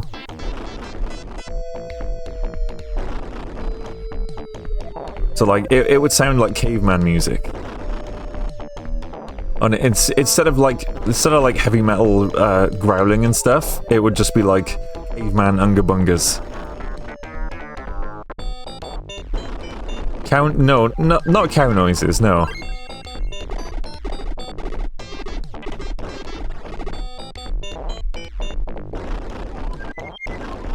Just like heavy caveman music. Heavy leather. And it would sound like a bit like this, really, just like, except with double bass pedals. Like,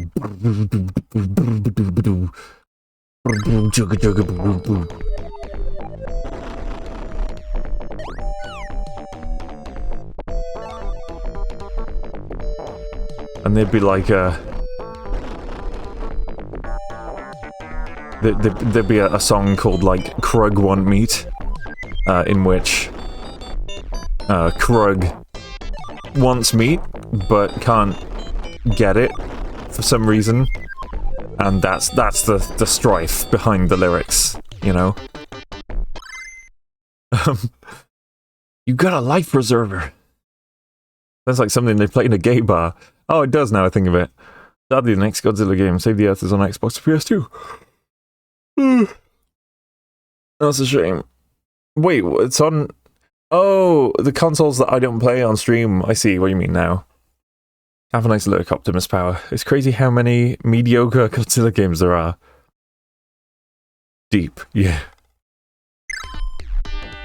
Krug want meat. Krug can't have meat. Don't got meat. Must get meat. Ugh.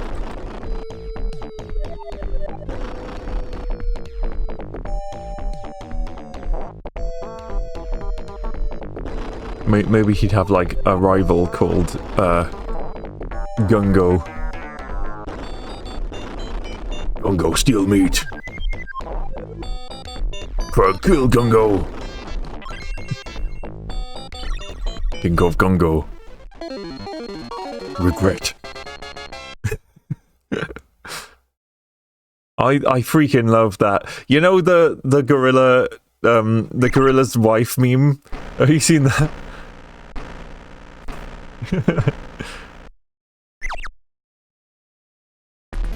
It's like, ride wife, life good, wife fight back, kill wife, think about wife. Well, it's like wife gone, think about wife, regret. It's one of my favorite ones. Aha, the trick behind this first boss is that you must hurt the monkey. It's really hard to hurt the banana, but if you just bomb the monkey who's controlling the banana bot, you'll do fine. You just gotta bomb the monkey. But not too close, because the monkey runs away.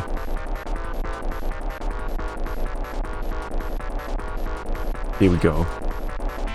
I bought this from a pawn shop about 5 years ago. It's really cool for what it is. Yeah. Why are you bombing that cute monkey now? Because the cute monkey built a killer robot banana and was trying to kill me. So, it was coming right for us. Basically.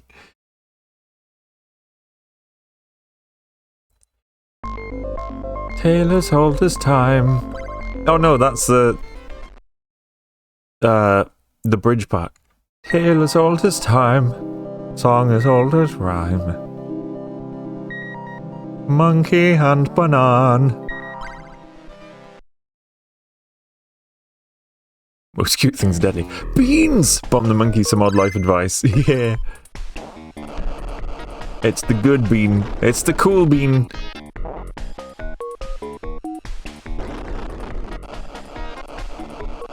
It's a weird little potato fella. Just kind of has a little nap sometimes.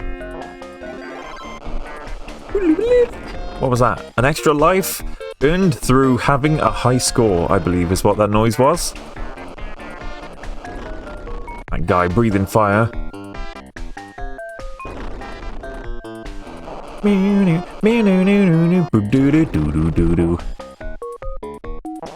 Another absolute killer soundtrack.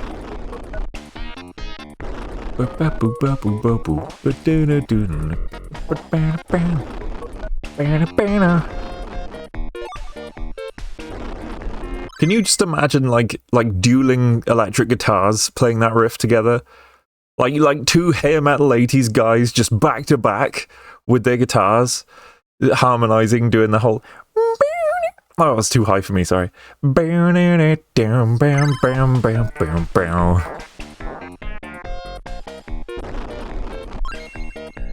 Yeah, that bit. Limousine! Yeah, exactly.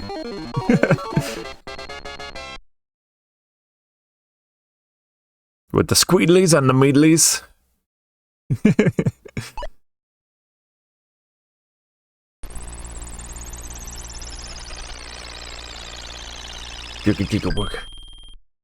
What is it he said? You come for the chuggers. You stay for the jiggy juggers. Jugga jigga wugga. Tiger! Welcome in, raiders. Thank you for the raid. Good to have you. I will... We can look at that funny little shocked-looking strawberry guy for a sec. Hello, welcome in, raiders. My name's Cup, and I'm a perfect cat who plays retro games on Twitch. I'm currently playing Mega Bomberman on the Sega Mega Drive. That's what this little SMD bit is. And now you're here in a tirade. Tiger, what were you playing? What were you doing on stream before you raided me? And what does a Tiger stream look like on a good day, for those who don't know you? Fly Out Fate, thank you for the follow. I'm glad you like it here already. I'm gonna grab my controller. Oh, I'm parched. Go Squidly! Go Squidly! Squidly wins! I love that. I love Limousine. So funny. So good. I just love all of the Brothers Chaps Homestar Runner stuff. All good times. Even Cryptic's here. The day keeps getting better. I like some of these interesting usernames. The Way of the What? What? Who? Mariah's looking pretty lost. Holy platinum, Batman! Uh-oh, I didn't actually mean to jump in the minecart because it destroys blocks. Oh no! We were playing Minecraft and we try to keep some chaotic and fun vibes throughout. I love your streams and lurk a lot. Big fan of the magic here. Thank you! Thank you so much. Minecraft with chaotic and fun. That's hella fun. The Minecraft on stream, something I'm gonna do again one day. Maybe as part of the Cupathon, who knows? Edward, New Zealand. Thank you for the follow, I'm glad you like it here. You can call me Ed, by the way. I've just GTG to school right now. Enjoy the games, have fun at school, and learn things. Thank you for the follow. Yeah, I really want to... Those... Oh, are they supposed to be flames? The little strawberry dudes. They seem to love bombs and love getting exploded by them, because they even do a little smile. You blow them up. They're like, ah, my life's purpose, complete. I'll do the latter, but not the former. It's school, yeah. Ooh, ooh, ooh. These guys are called Louis. They're kangaroo-looking things. The pink, they each coloured one has a special ability. The pink one's special ability is dancing.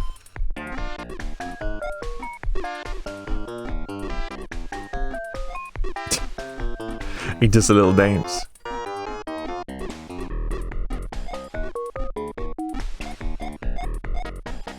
That's it. That's what he does. When I used to play Bomberman as a kitten, I always used to be like, oh man, I got the pink one. The pink one's lame. It didn't do anything. But now I'm like, hell yeah, I got the pink one. He's doing his little dance. Yeah. Pink one's special ability is swag. What does the green one do? I just noticed him on the left side of the monitor. The green one is super speedy. When you press B on the green one, he goes and just like shoots in a straight line until it hits something. Supersonic green boy.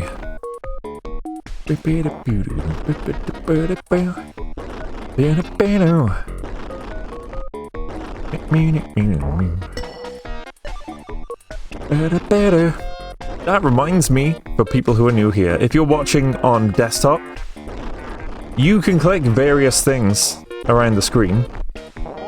Like me, which I'm being clicked right now.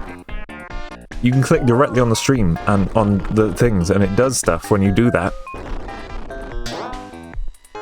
Like, so some of the little displays do like a little twinkle. They do a little flourish. I think Mugbot, yeah, Mugbot does a little flip or turns around to face the other way sometimes. I think it's mostly just the displays I made do stuff when you click them. So pink is the best, gotcha. Hell yeah. The green one is healthy. Green one is medic. Medic Louis. If only we could click on your ears to make them twitch. Imagine, I would have to rig up like an ear tracker to know where they are when you click them. And I would also need the ability to wiggle my ears. You have some chocolate milk. I do have some chocolate milk, and I am quite parched, and I need a big drink of it. I'll do that right now.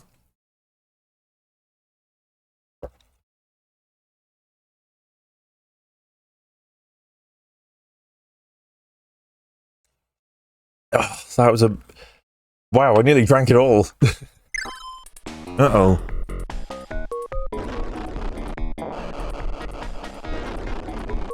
Explosion. You see that, oops, I deserve that. You see that erupting volcano there? Oh, BRB, 2 seconds.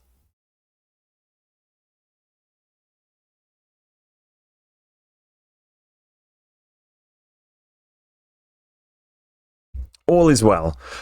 Yeah, you see that exploding, the erupting volcano? Cup's an animatronic. Freddy Fazbear! Chalky Milk got to Cup? No, it's cool. I thought someone was phoning me. Being a cat, how do you feel about the subreddit called One Orange Brain Cell? I think it's pretty funny.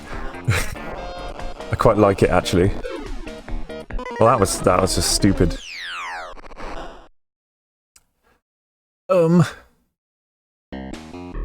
What was I gonna say? My one orange brain cell, can't cope. The volcano! Those little fireballs coming out of the volcano, they will stun you if they land on you. They will also instantly ignite bombs if they land on bombs.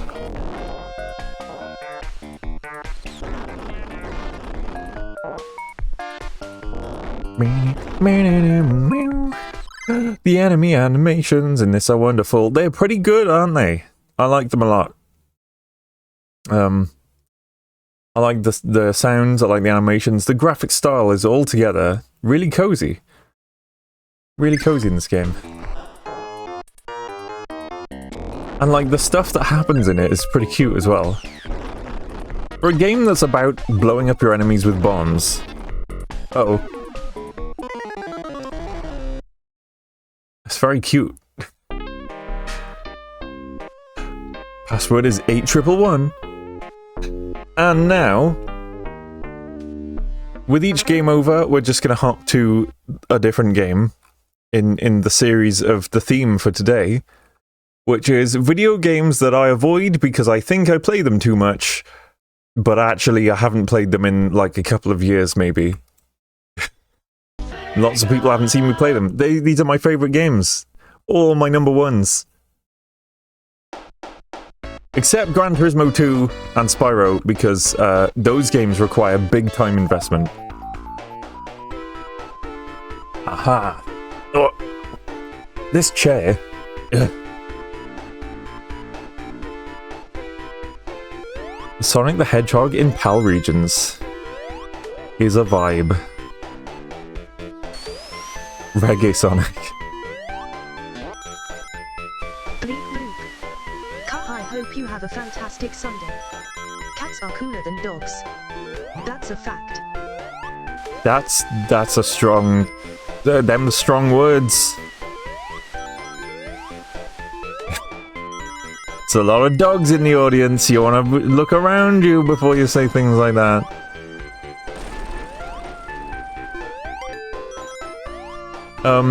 But yeah, oops. For PAL regions, which run at 50 Hz, they literally just ran the game at 50 frames per second instead of 60, so everything is that much slower. This is how I know it. This is how I am familiar with Sonic the Hedgehog. And honestly, the first time I came across this was when I was playing Sonic Advance, actually. And in the Sonic Advance sound test, they had some musics from Sonic 1. And I was like, oh, cool, I can play Sega Mega Drive music on my Game Boy Advance, that's really cool. But why are they playing it so slow? I mean, sorry.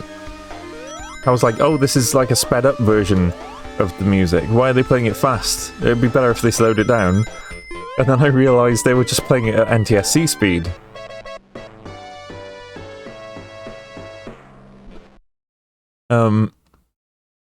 So yeah, for me this is not slow-mo. This is literally just Sonic 1. It's quite calming though, actually. I'm gonna spin! Oh, hell yeah, you are. Sonic the Hedgehog, Supersonic Spin. It's just Mo. Yeah.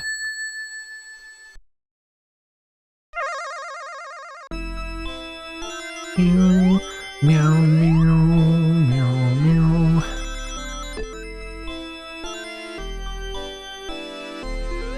It makes these levels a lot more calming. Let's take a deep breath. Let's gently knock our way through these crystals. Ah. Father, I desire chili dogs. Whoa! Chili dogs! Yeah! Oh, that's a very trippy stage. It is, isn't it?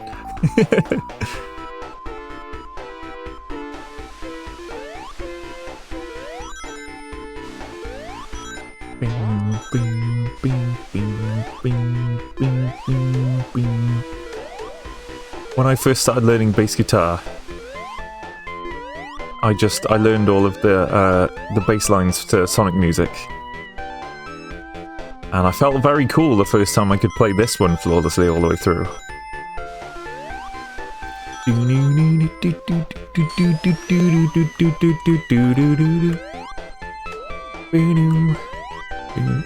Ooh.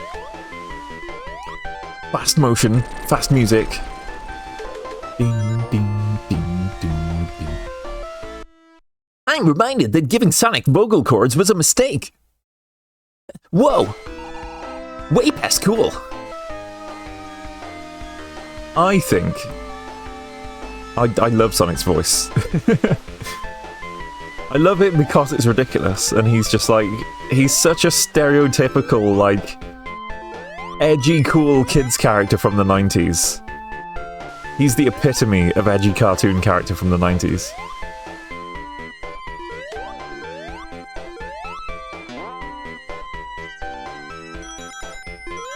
Oh, Chris Pratt. Do you know what? You know what, mate? Chris Pratt is a bit of a prat, actually.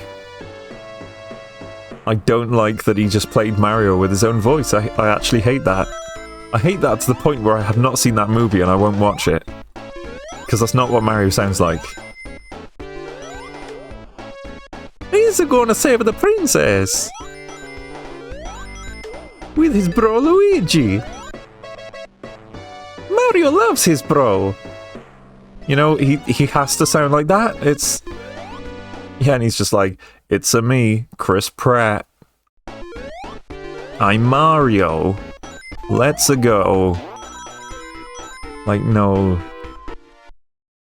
And then Bob Hoskins put on a New York accent. See, I even appreciate that, Mario. Let's go, Luigi. Let's see what this Koopa guy's got to offer.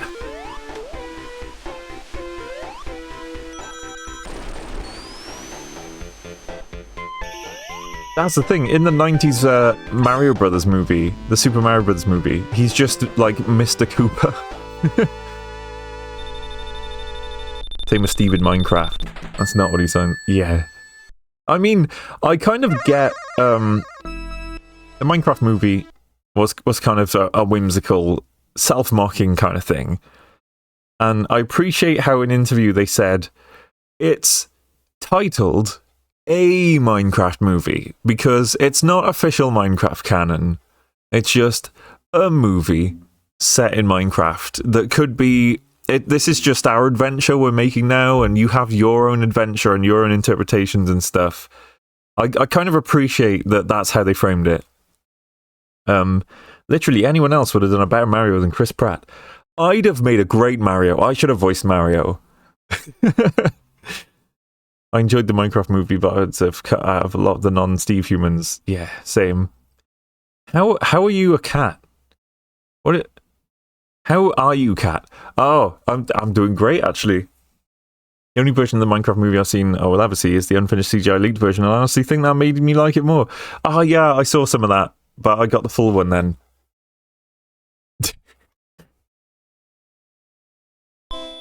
But yeah, I'd have been, they'd just been like, hey, can you do Mario's voice? And I'd just be like, yeah, wahoo!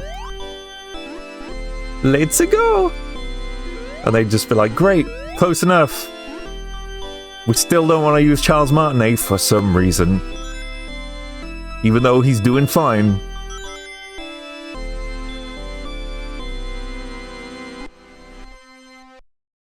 Who is a cat? How is a cat? When is a cat? Was a cat? Where is a cat? Yeah, I thought you were like, how are you a cat? How do you do that? The first Sonic movie, that was a weird one. Like the cartoon one, I mean. I enjoyed the new Sonic movies, except for the fact that they had to have Timothy Schmashmowski, generic everyman. They did the, you know, small town cop shoehorn a normal human into it for no reason thing, and I don't like that about the Sonic movies. That's what I don't like. They could have just made the movie entirely in the Sonic universe. It's really Mr. Guy Person Man Klapowski, yeah. Wazowski. With the guy from Hop, yeah. I've never seen Hop, so I don't get that reference, but yeah, probably. Anyone saw Sonic anime movie from the 90s? Yeah, the one where Knuckles is Australian, and he's just wearing he's wearing the Australian corks hat all the time. Oh, damn it. Yes, that was a weird one. That was funny.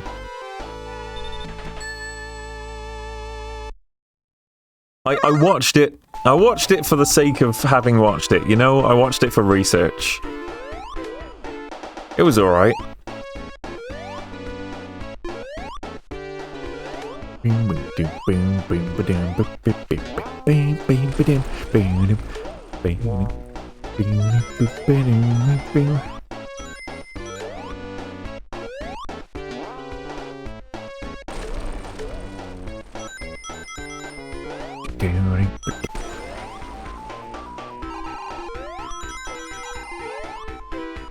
The best of the 90s video game movies was Mortal Kombat.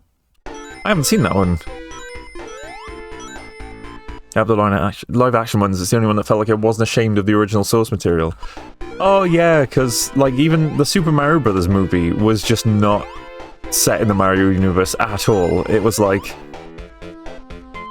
a modern day New York story, loosely based on the video game characters.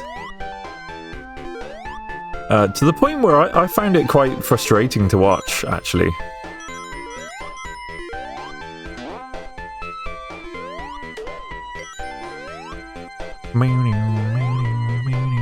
Oops-a-daisy.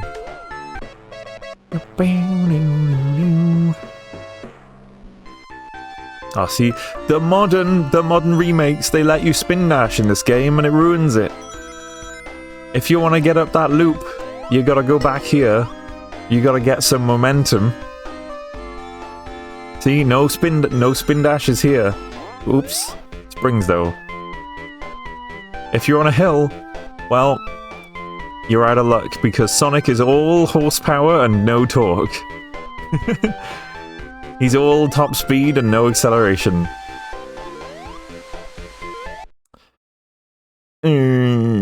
The thing is, that SMB, the Super Mario Bros. Movie, watch it back now, see all the things they did include. Yeah, it's fun to watch back in like a modern context. It was a fever dream. It was a bit like that, yeah. Oh, I love the music though. Open the door, get on the floor, everybody walk the dinosaur. Like that.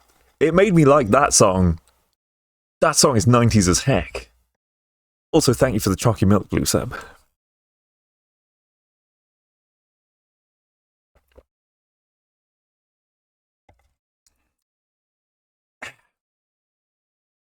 That's because plumbers are famously immune to drowning.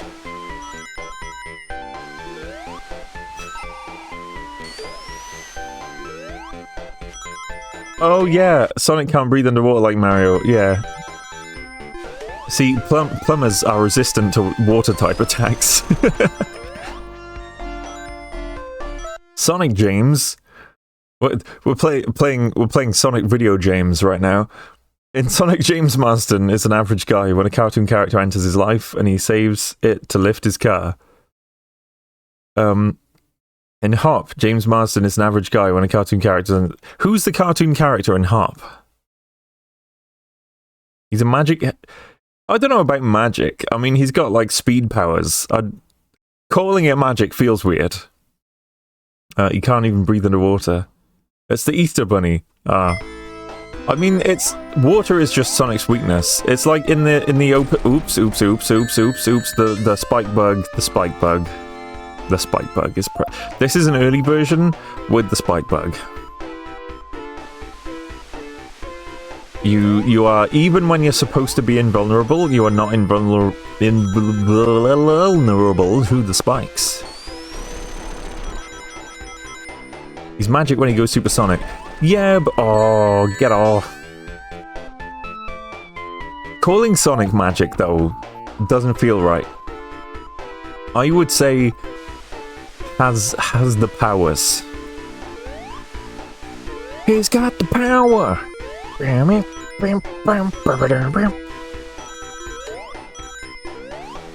Supersonic power, etc. Someone comes along and they're like, he's got the speed magic. I'll be like, no, that's off theme. That's off brand. Has the powers, you say? Yeah. All these cartoon movies have a human and cartoon character in a car. The only cartoon that would make sense, Tom and Jerry, didn't do it. Tom and Jerry chasing each other across the country with people in cars would have made sense. Oh yeah. They made a fully animated Tom and Jerry movie though. Oh, do you remember that? Do you remember that? Where they like, there's the bit in the movie where they're like, you can talk! And Jerry's like, I just never had much to say is all. I remember. And then they do that song that's like, because we're two of a kind. Nine and a nine. We kinda blend together. Oh, I haven't seen that literally since I was a tiny kitten child. I want to see that again.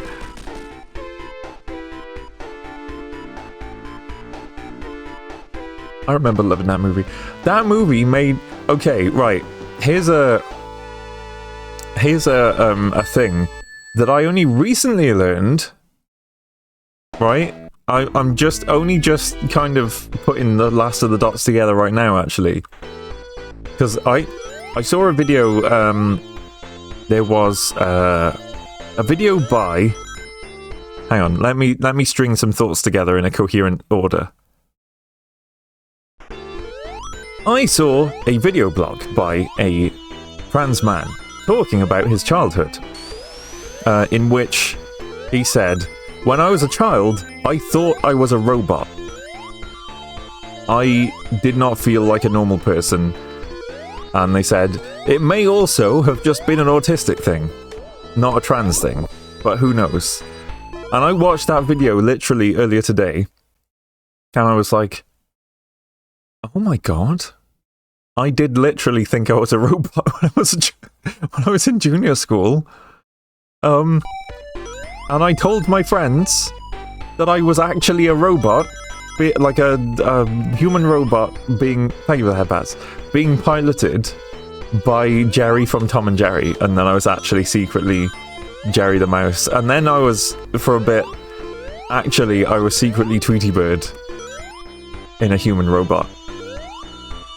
But I kind of went with it so much that I was like, I'm definitely not real. I'm definitely some kind of weird robot. And I just recently learned that that was probably either a trans thing or an autistic thing. Or a combination of both. Maybe it's the combo deal. I was like, whoa. I literally did that. Oops.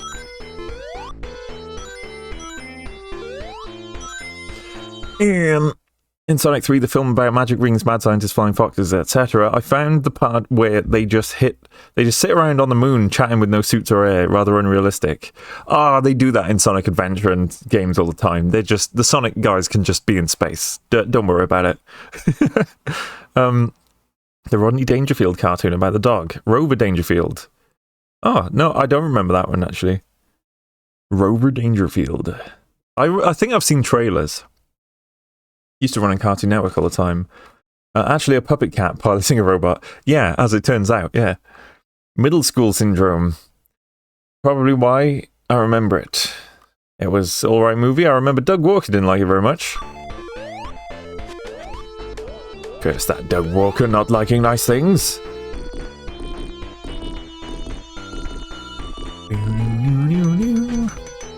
Yeah, it was during junior school. Which would have been, what in the UK we call year 3, 4, 5, and 6. I don't know, I forget what actual, like, age ranges that is.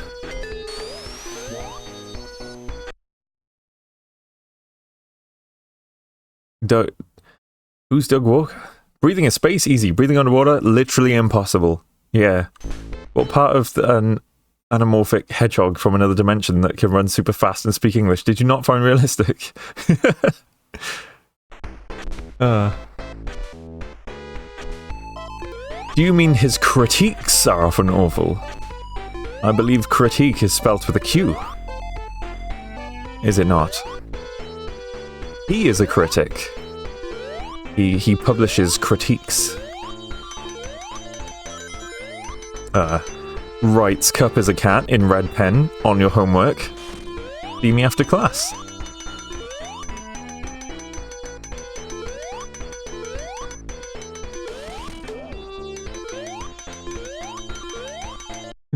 Nostalgia critic. Got to meet him at Comic-Con. Oh, cool. I know you meant anthropomorphic, but now I'm just imagining the entire thing distorted through an anamorphic lens. I don't get why we have reception, then year one. Like, why does it not just start at year one? Because it used to. It used to start at year one. And then they were like, oh, actually, we probably need, like, an additional year before year one, where we're not really trying to teach the kids anything. We're just kind of trying to teach them, get them used to school life and how being in class works. So yeah, that's the reception year was actually added later as a way to acclimatize them to school life without actually having a curriculum to like learn. Daycare. Kindergarten in the US. We kind of it's weird. We have well, based on my life anyway, we have like play groups, like daycare groups, which are optional. They're not a required thing at all. And then we have nursery school, which is kind of the equivalent of kindergarten, I suppose. Where it's like, it is compulsory. It is an important part of education. Your kids have to go to nursery school. But it's only for like, oh, goodness. I got so many hiccups and burps tonight. For goodness sake, it's getting in the way of me talking. Went to play school before reception. Yeah, play schools are optional. Nursery school is compulsory. It's mostly about play. It's all learning through play. Then there's the school reception year, where you go to your infant school, but reception is just learning how school works. You don't actually have to teach a curriculum.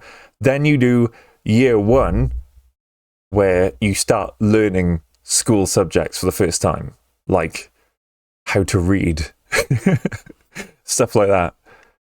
Well, I guess like reading alphabet and stuff, you do start on that earlier, actually, but you know what I mean. You start learning curriculum stuff. Year one, where everything goes wrong, yeah. So reception, year one and year two. This is mostly for the sake of people outside the UK to just understand our school system, I guess. Reception, year one and year two are infant school, usually. Then junior school is year 3, 4, 5, and 6. Mr. Cat, I hope you have some chocolate milk. During infant and junior school, you just stay in one classroom with one teacher permanently who teaches you everything. Where they're like, you know, well, this morning class, we're going to start with some maths. Everyone get your maths books out, and it's the same teacher for everything. Then we go to high school, which is years 7, 8, 9, 10, 11. No. Yes. 7, 8, 9, 10, 11. Where you have dedicated classrooms for each subject. So, no dedicated classroom anymore. You have a timetable, and you go over to the classroom for maths in the maths department, and then you have biology, and then you have to go to the science department, and you know, so you're moving between classrooms all through the day. Yeah, because you have specialized teachers at that point.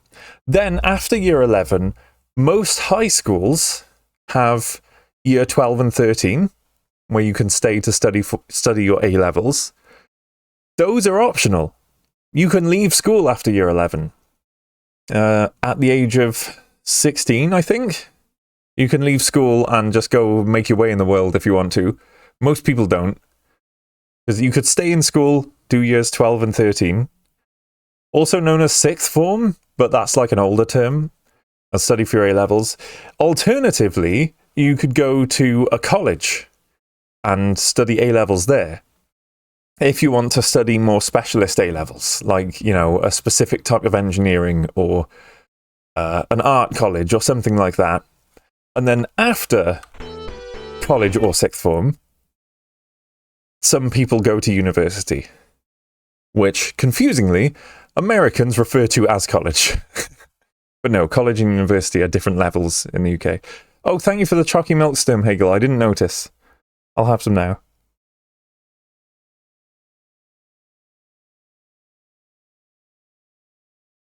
Nice. In the 80s was often called infants rather than reception. Ah, weird, because the whole school is called infant school now.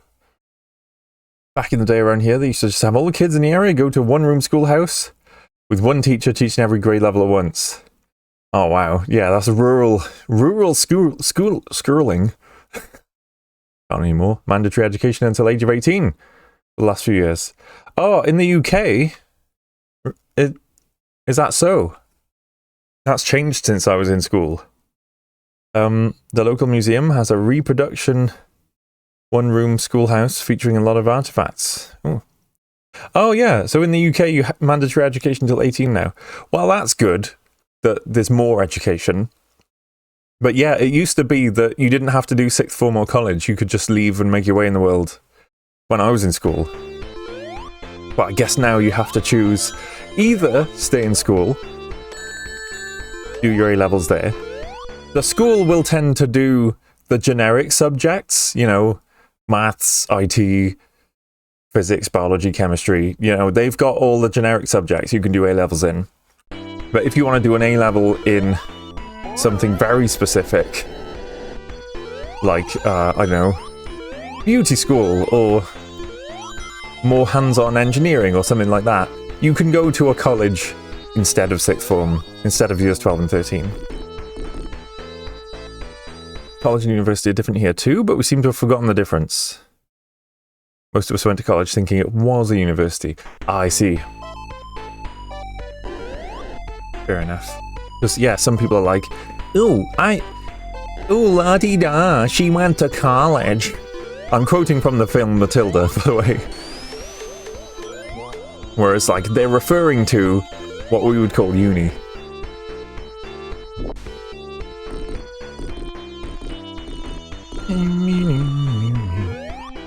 And then, even more confusingly,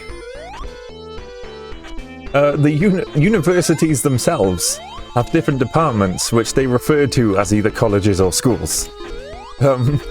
So, when I was doing mechanical engineering at Swansea University, I often visited the School of Engineering. Which, while I was there, they decided to rename the College of Engineering to make it sound more sophisticated and higher level. Because they were the university who contributed engineering help and designs for the supersonic car? I forget which supersonic car. The black one. The black supersonic car with the one jet engine on each side. I forget. The Matilda with the chokey? Yeah, the proper Matilda film. Not the newer, incorrect one. The Batmobile. It does look like the Batmobile. I forget what they called it. Blackbird or something?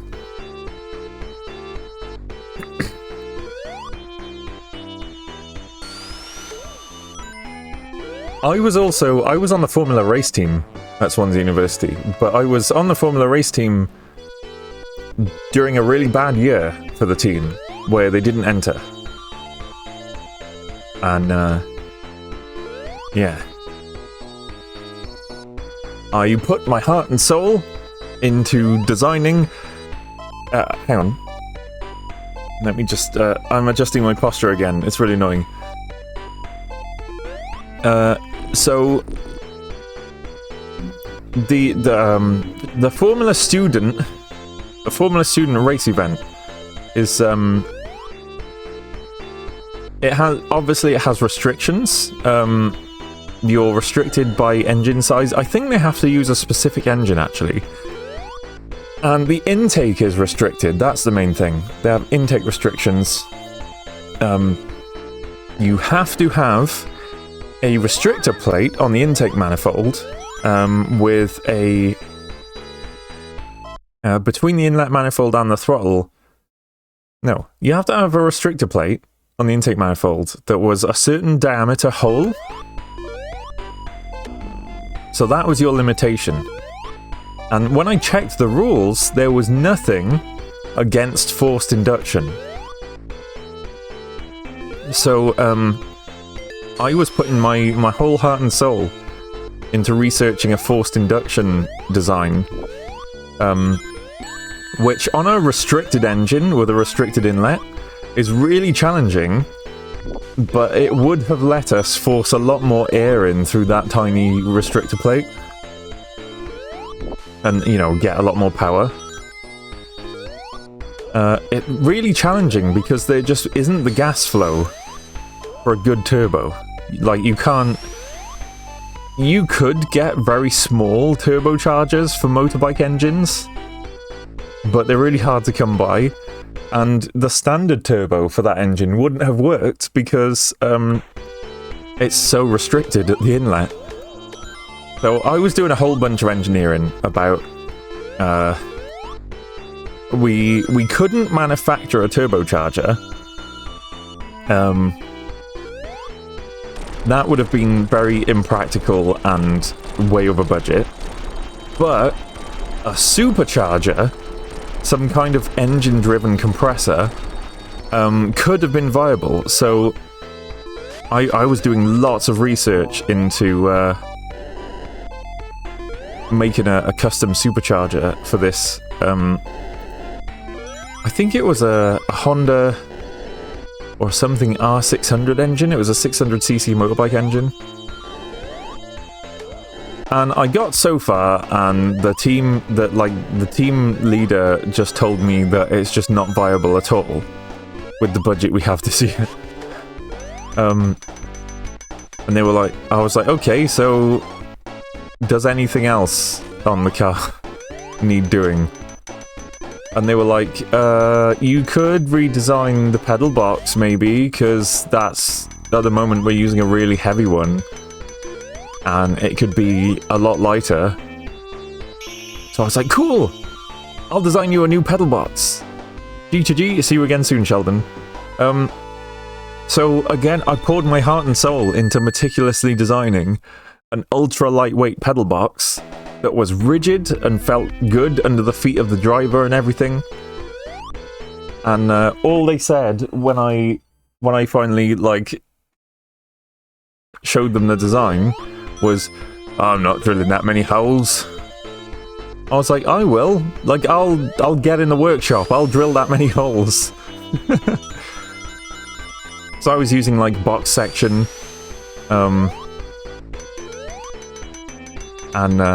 Yeah, just like drilling large holes along it for weight savings without sacrificing rigidity.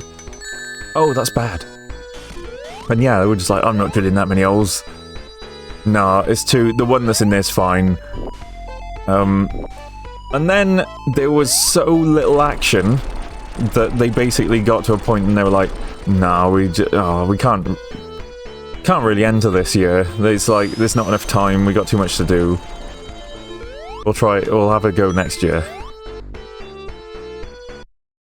Damn, they sound fun. Yeah, exactly. Exactly. I think it was just a really awful Formula Student team that year. So I completely lost interest in that. I was so into it, but the entire rest of the team were not even slightly into it. They just could not be bothered. Wish it was a better group of people with you. Same. Me too. Would have been really, really cool to see a Formula race car compete in an international championship with pieces that I made on it. That would have been the coolest, most motivating thing ever. But yeah, they just didn't care. So this is your superhero origin story for how you got into puppeting.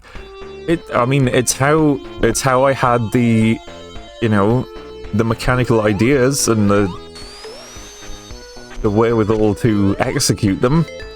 Yeah, I guess that this engineering background kind of helped me a little bit.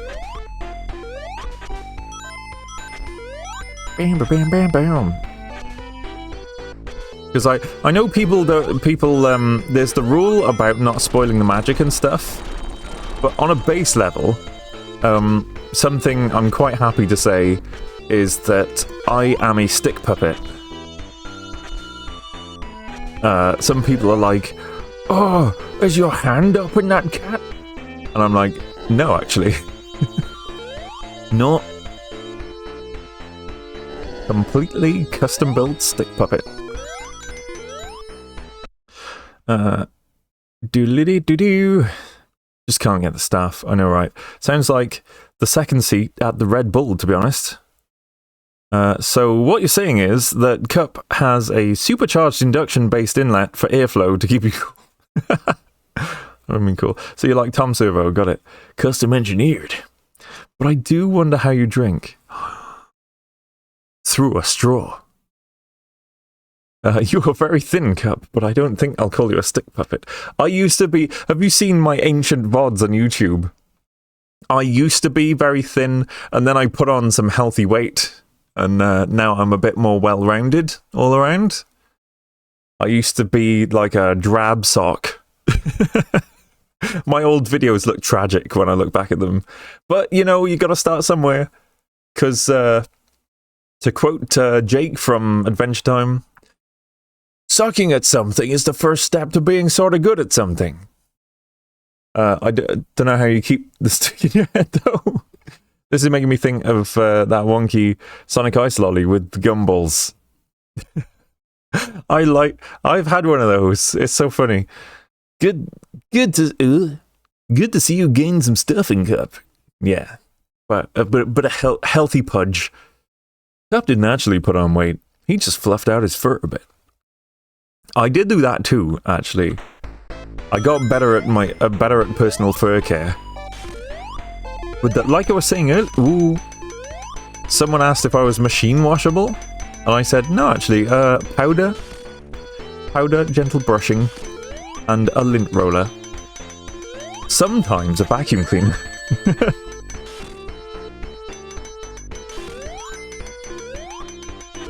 Sometimes the vacuum gets involved. Or a bath? No, I'm not. I don't do. This is the catchiest thing about me. I don't do getting wet. No bath, no showers. I maintain my fur naturally. Natural fur maintenance, but also brushing powder through it keeps me clean. Being sort of good at something? Yeah.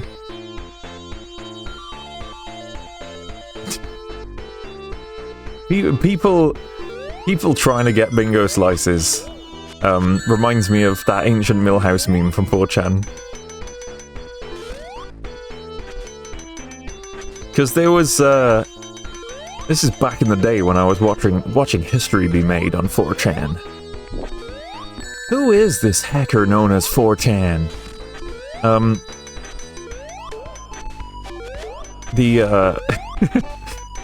Yeah, I was in the trenches. I was in the trenches way back then.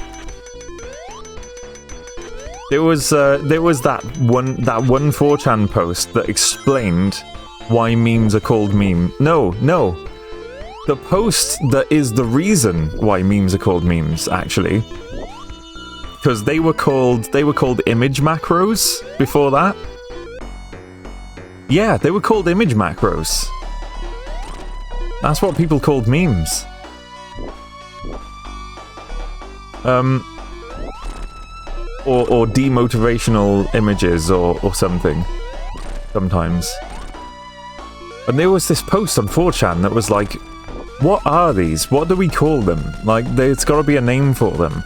And someone like did some research into like words and if similar things had happened through history. And they realized that because a meme is like an idea. Yeah, it's an idea that gets passed from person to person. It evolves on the way.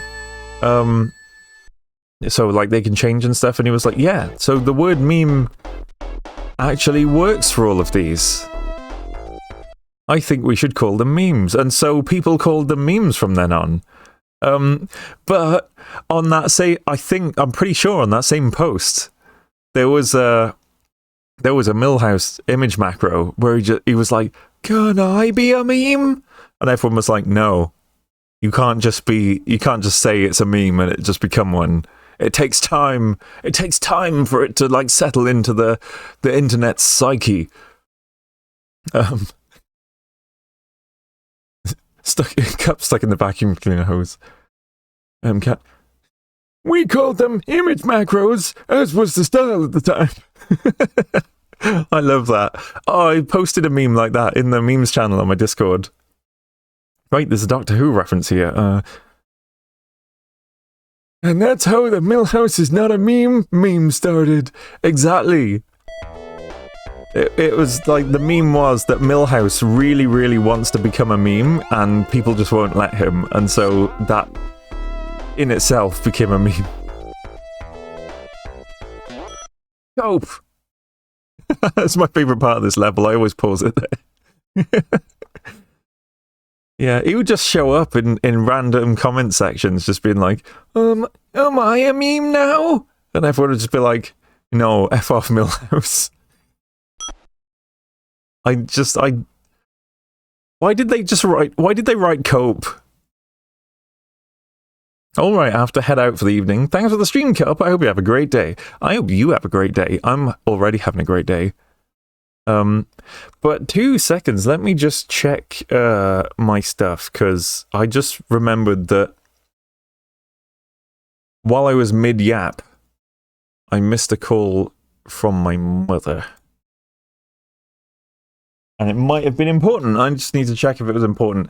Because when I'm on Do Not Disturb, I have a list of privileged family who can still break through it.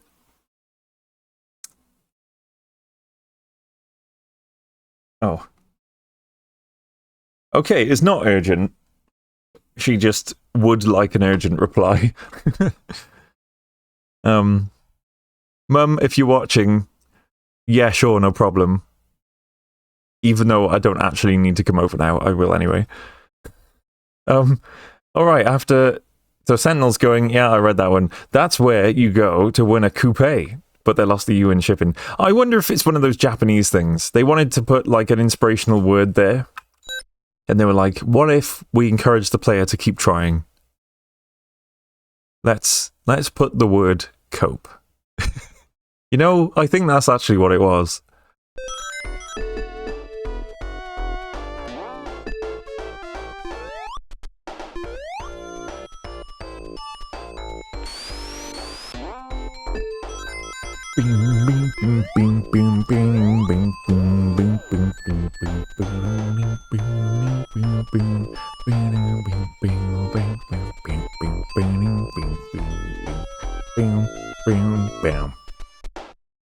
The adherents of the repeated meme were a quintet of robots used by Cassandra O'Brien. There's the Doctor Who reference. Anyway.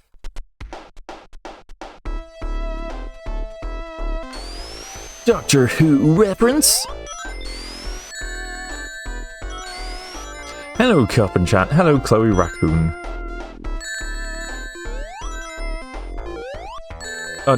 Just damage boosting. Just damage boosting all the way through. I think there's also a hope, is there? I'd like to find that one. I'd like to find hope. We could all do with a little hope right now. I am tired. Aw, beans. Chloe Raccoon has pulled a muscle in her back. Is therefore trying not to move. Ah, joke's on you. You moved when you wrote that message. And mate.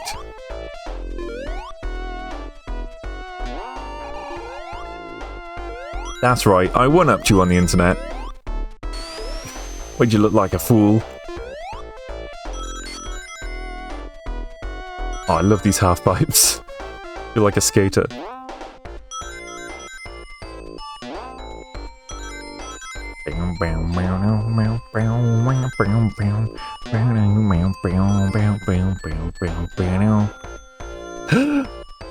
Oh! The strobing balls of death. Chloe Raccoon would 7-up you, but her drinks are on the other side of the bed. Nice pun. Nice.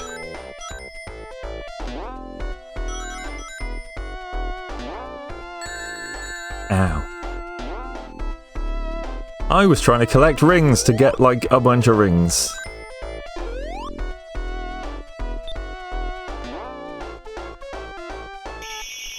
It's actually impossible to look like a fool on the internet. That's why you never see it, ever. I never thought about that. I've never seen someone look stupid on the internet.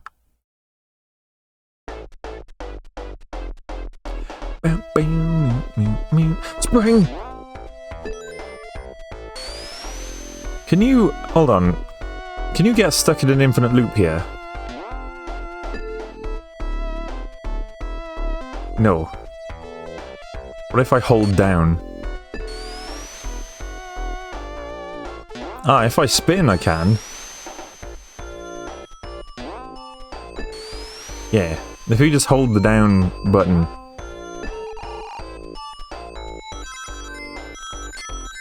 Pew! We have infinite energy! In this house, we obey the laws of thermodynamics. That is the worst Homer Simpson I've ever attempted. Never doing it again.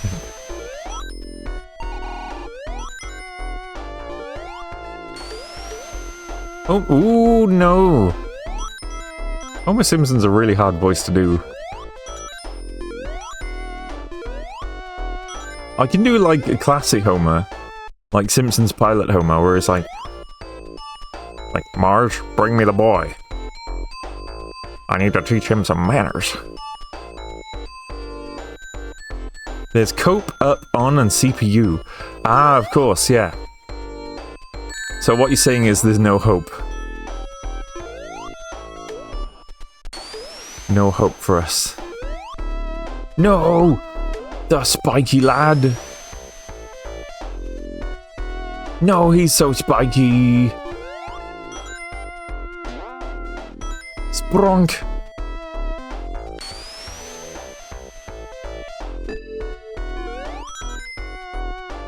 Pam, pam, pam, and pam. Not in this one, no. I'm misremembering. Sorry. Or it's in another zone. There's no hope for us now.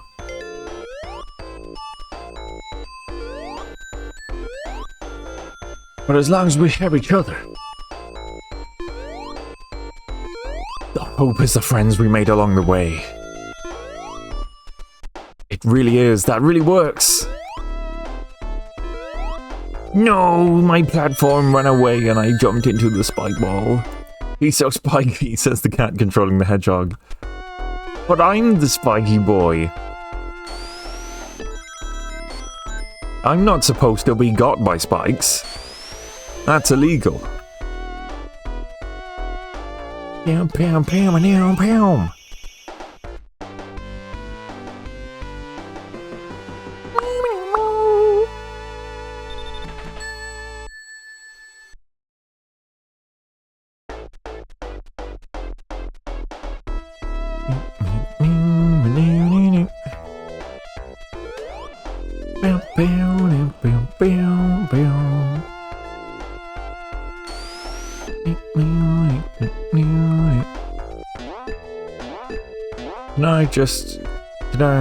Can I go? There we go.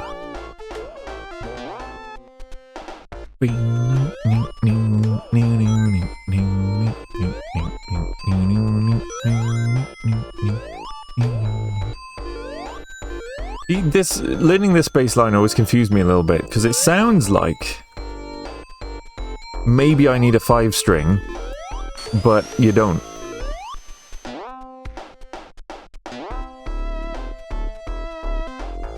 Hang on, let me... 2 seconds, I need to grab my bass. I'll just get my acoustic ukulele bass.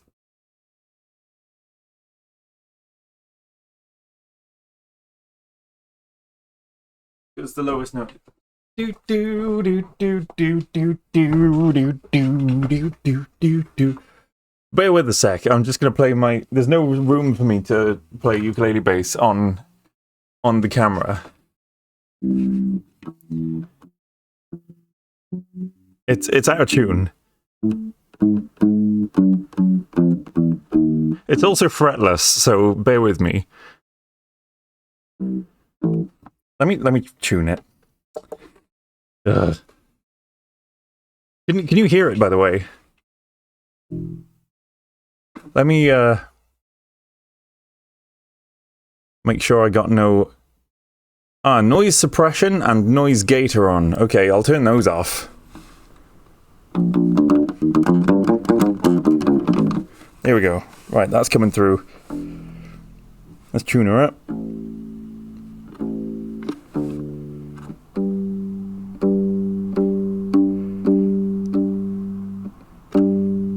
G.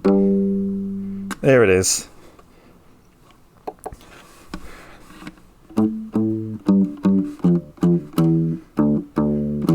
Oh, so it's G, it's low D.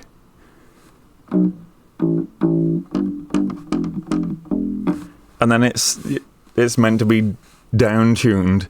So either drop D tuning or a 5-string. Makes me feel a little better about not having much practice with my own bass.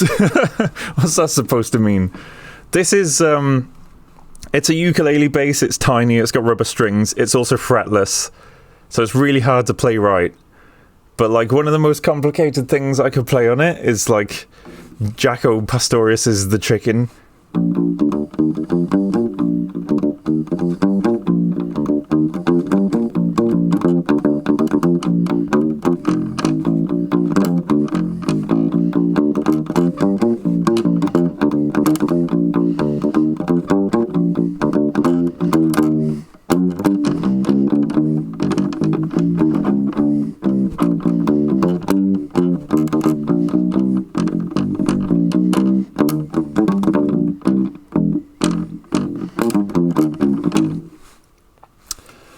Yeah, so this little instrument sounds like crap compared to a full-size bass guitar, but it's small and fun to...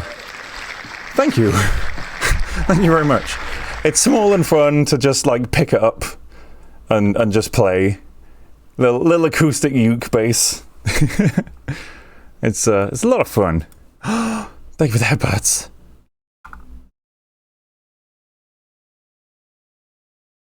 Mr. Cat, I hope you have some Noise chocolate milk. suppression. There we go. Chalky milk time.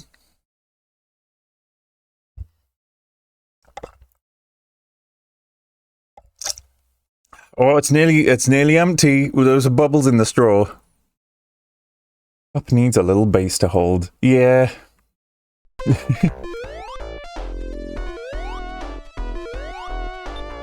It's I sound a lot better on my full-size jazz bass, but it's like it's a precision bass. No, it's not a precision bass. It's a I forgot what it's called. It's a Sound Gear something something jazz bass, and I got nice flat wound strings on it. And playing stuff on that sounds great. The ukulele, the fretless acoustic ukulele bass is not a precision instrument. It's just a bit of fun.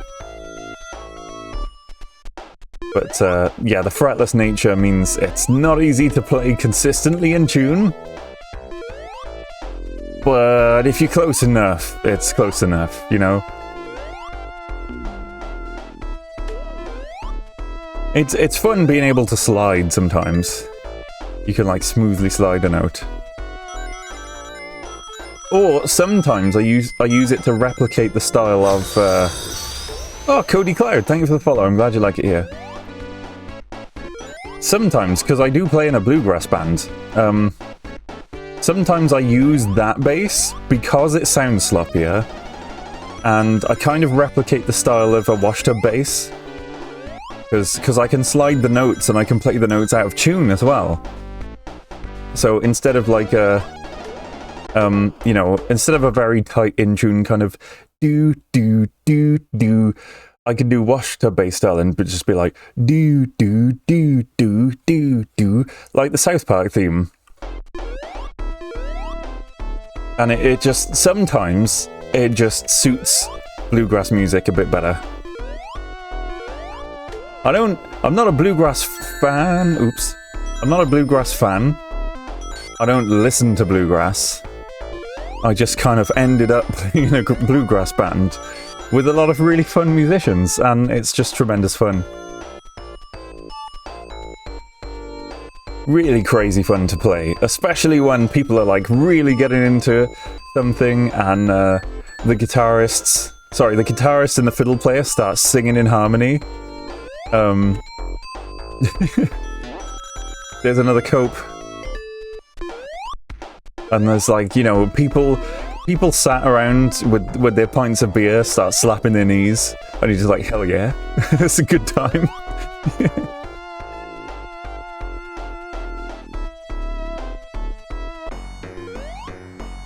I used to play in a folk band as well, and there again, I don't listen to folk music as such. I just sort of, some people I knew played in the folk band, and so I joined them and had a lot of fun. Because I think it really, really doesn't matter what genre it is. Playing music with other musicians is always hugely fun to me.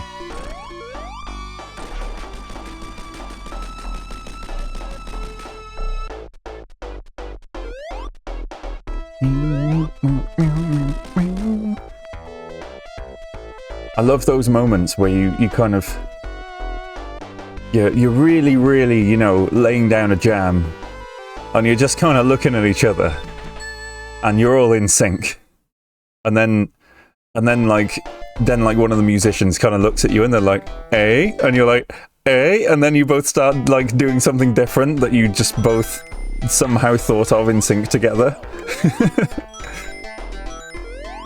No, those like unspoken connections of playing a band together. Love that. And now we've reached everyone's least favourite Sonic Zone. The water level. In which, as is typical for water levels, the music sucks. No, sorry, no, I got that backwards.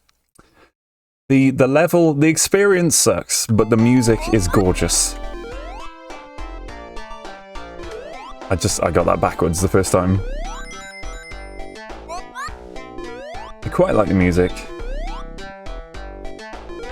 Don't like the level. Sonic is extremely slow in water.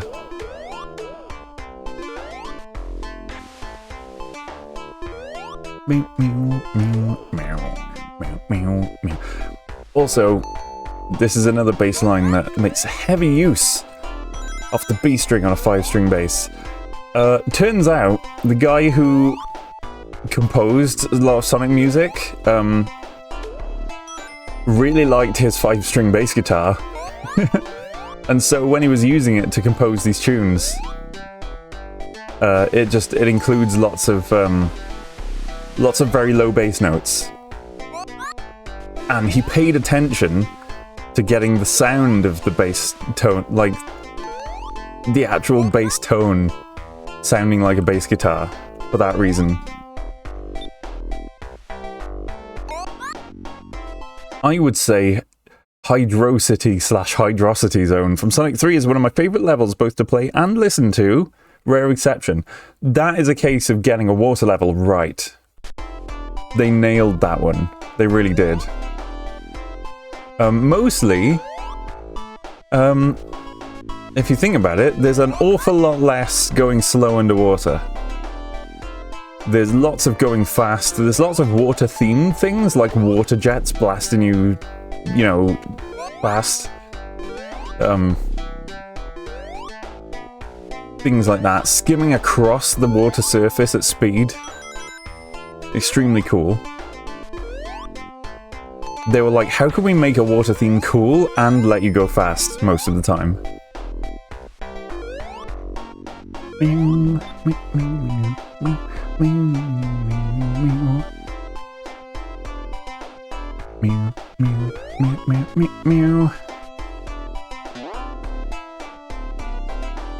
You can skip or bypass most of the being underwater part in the zone. Yeah, exactly. Skimming the surface of the water blew my mind the first time I played that. Yeah, same. I was like, whoa! Sonic's so fast he can run on the water, said Baby Cub. Dad, Sonic can run on the water. Look, he's so fast.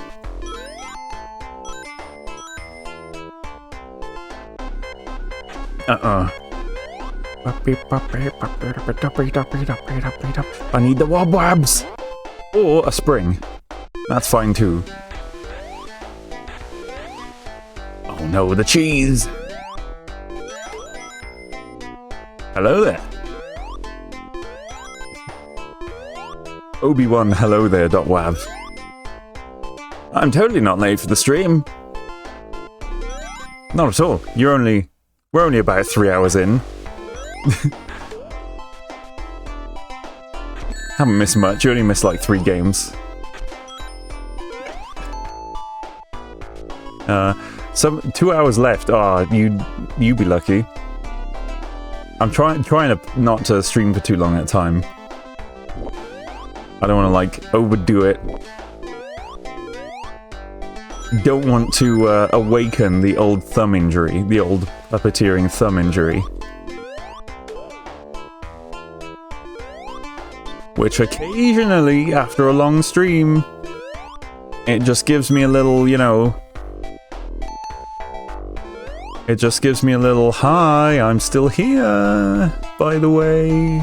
I hope you didn't forget that I was here. And I'm like, oh damn, I better stop streaming. Yeah, I'm just joking. Take care of yourself, or I'm gonna do something grr. Oh, someone was slagging off dogs earlier, and Beans tried to summon you here. Just, you know, I'm not trying to stir any drama or anything. This stage might be what inspired the Great Sovereign Temple from Starbound. Someone slandering dogs? Yeah, mate, he was slagging you off. Slander. Oops, wrong button. Oops. Diamonds. Because of this game, I thought that emerald was a generic term for just all gemstones.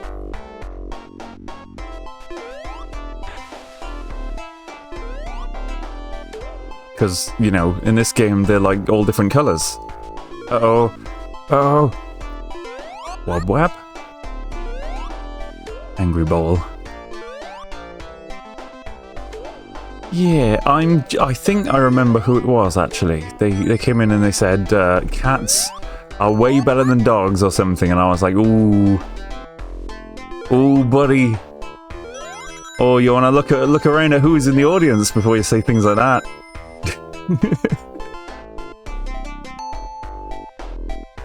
Chaos Barrel. Doesn't roll off the tongue quite the same. True.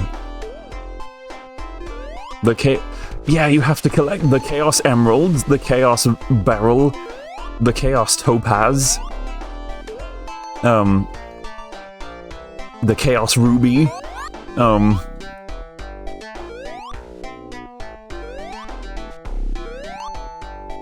etc.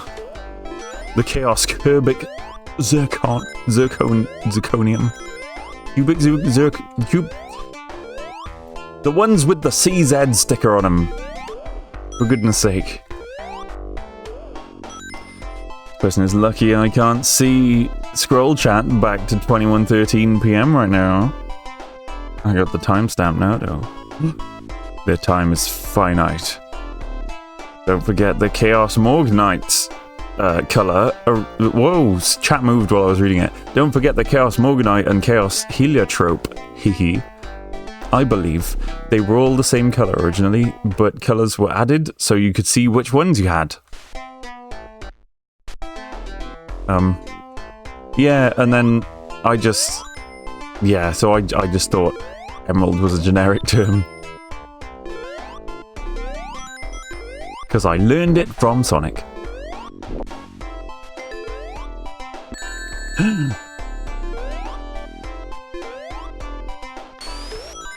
I like had a proper like big confusing series of rapid questions for my parents and stuff. I was like, so emeralds are green. Can emeralds be different colours? No, they're always green. So that one's actually a ruby, and that one's actually a sapphire, and that one's actually probably a topaz. And that one's probably onyx or something. No, the spike balls while I'm trying to wob-wab. You have doomed me.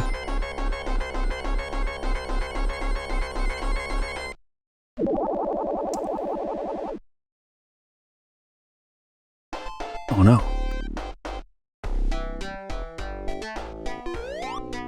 Ding.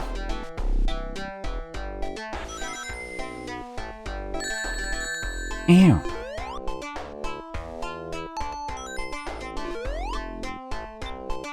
Boom, boom, boom. Okay, I got the name. I'll keep an eye out for the overleveled.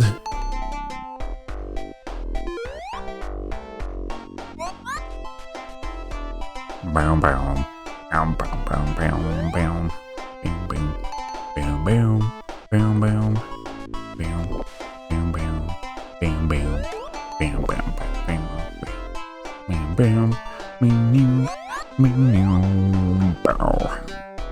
That's literally just the low B note right there.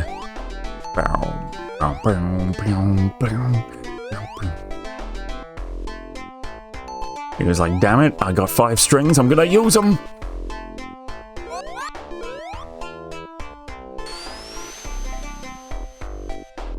There we go. Now you can't hurt me.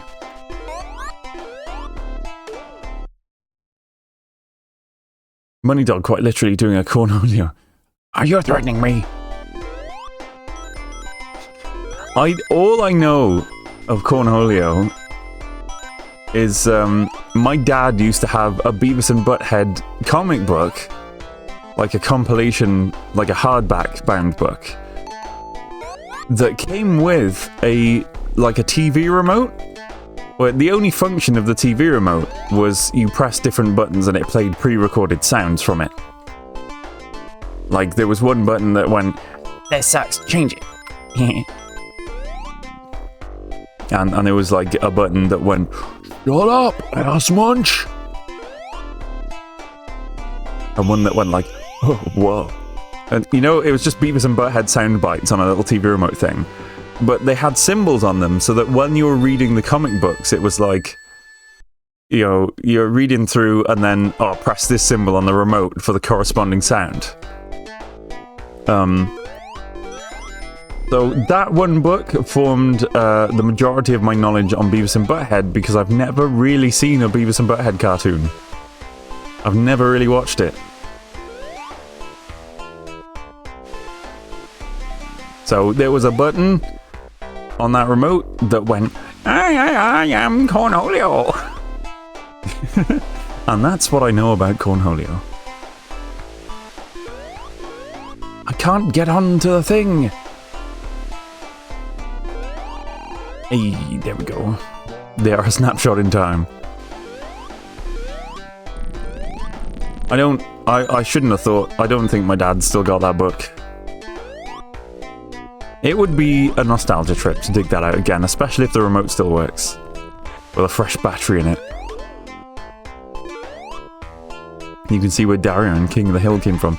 Yeah, King of the Hill, like, kind of came from Beavis and Butthead, didn't it? I mean, obviously, like, same cartoonist. Same style and all that.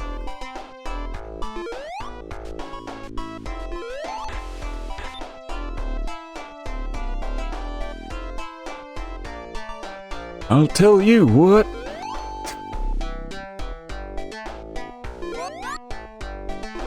Shut up, Bobby.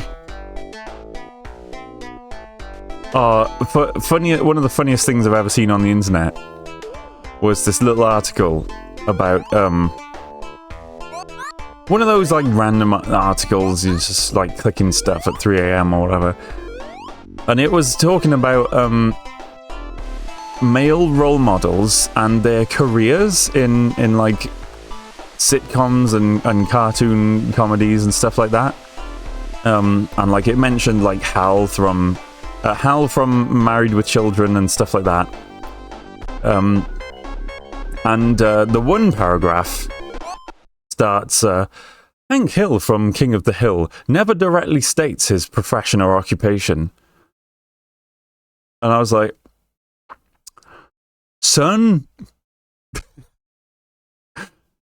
What? I know, right? They were serious. They only wrote like a sentence or two about King of the Hill. They're like, but from the character, you can tell that he probably does some kind of blue collar. And I was like, you've never watched King of the Hill? You haven't. I'd like to.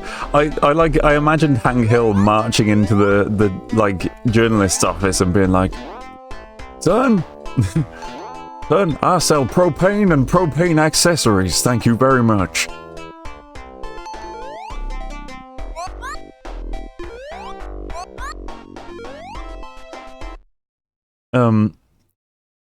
I live King of the Hill because Texas suburbs are literally exactly that.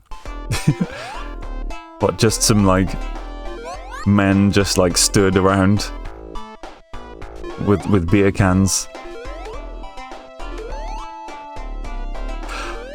Oh, that was my. So you know how like sometimes for different voices or different accents you have like a key phrase or a keyword that helps you like settle into that accent really easily. For a Jamaican accent, say, you know, we were just talking about beer cans, like say beer can, but actually you're trying to say the word bacon. You want some beer can? Instant Jamaican. I live near Dallas. It's just like that here. It's not all that exaggerated, Lamau. What is Lamau? Why don't these kids speak with real words these days? So implied activity off screen is the topic. Oh, yeah, I think that was the topic of the article. And it was like, Hank Hill from King of the Hill never directly says his profession. They added the intro sequence. Sorry, I just tried a little southern on you there. They added the intro sequence, drinking not beer, to Fortnite recently. It's done hilariously well. I love that. Like, ding, bling, bling, ding, bling. That's the sound of opening a beer can. I love that intro.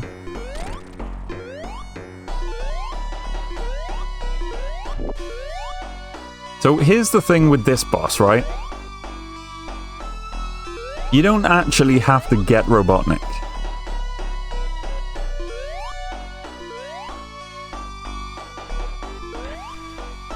You just have to get to the top without dying.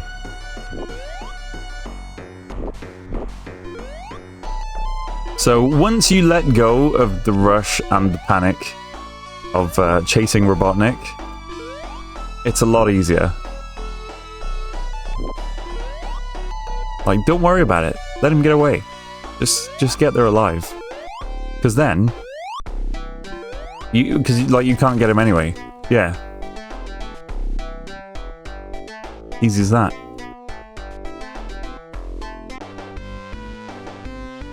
Like, you can get him, but it doesn't do anything. You just increases your score or whatever. He waits for you. How sweet. He's just up there like, "Ooh, Sonic, chase me, chase me."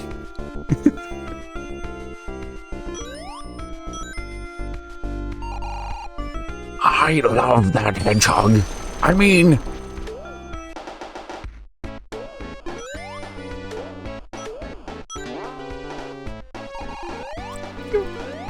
Oh, I didn't get him. Thought being invulnerable I would destroy those robots, but no.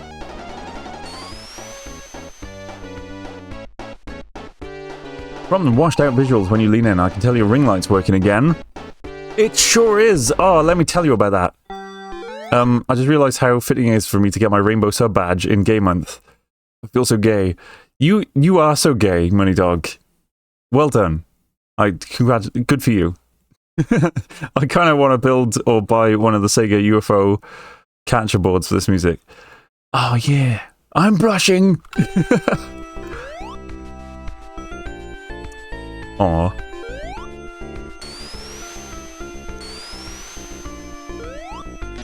I was your super gay 2-cup. Oh, thank you.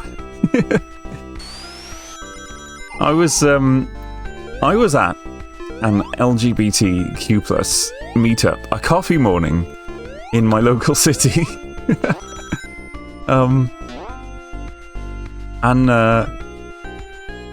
I wonder if any of them watched my stream. There were a couple of people who were like, "You seem really familiar, but I don't know. I can't quite place you." And I was like, gulp. But yeah. So there were a bunch of trans people there, and I was presenting very femme at the time, and Real Puppet Cat seems familiar. Yeah, I'm kind of. This is where things get confusing, and it's why we're building another puppet. I'm kind of partially talking as my producer at the moment, but yeah. So I was very femme that day, and one of the girls there was like, "You have a girlfriend?" It sounds pretty gay, like just being silly. And I was like, "Yeah, I've always been bisexual, but like, I got with my girlfriend, and I just decided it wasn't gay enough, so I turned trans."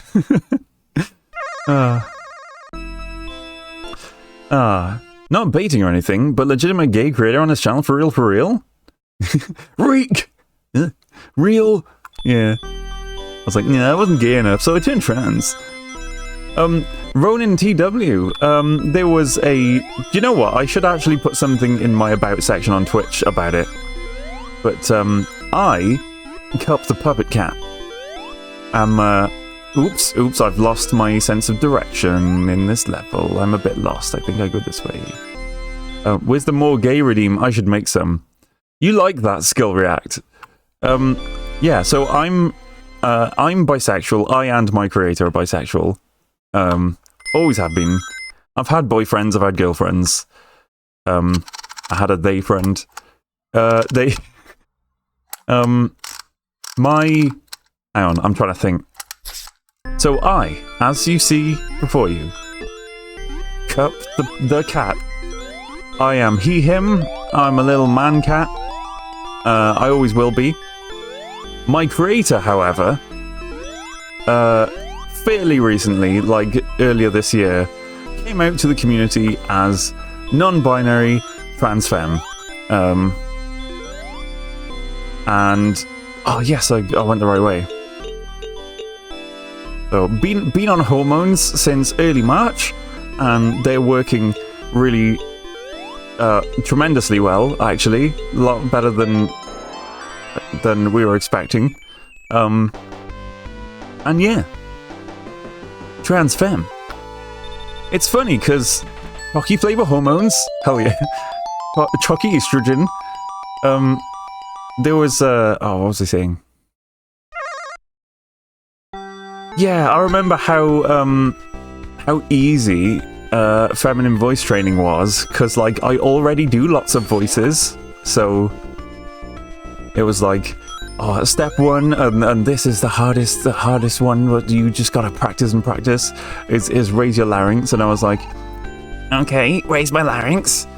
Do the Nigel voice. This is my Nigel voice. I submit complaints. I submit complaints to the Daily Mail about the fencing that the council puts up. I was like, so already got the raising the larynx. Cool.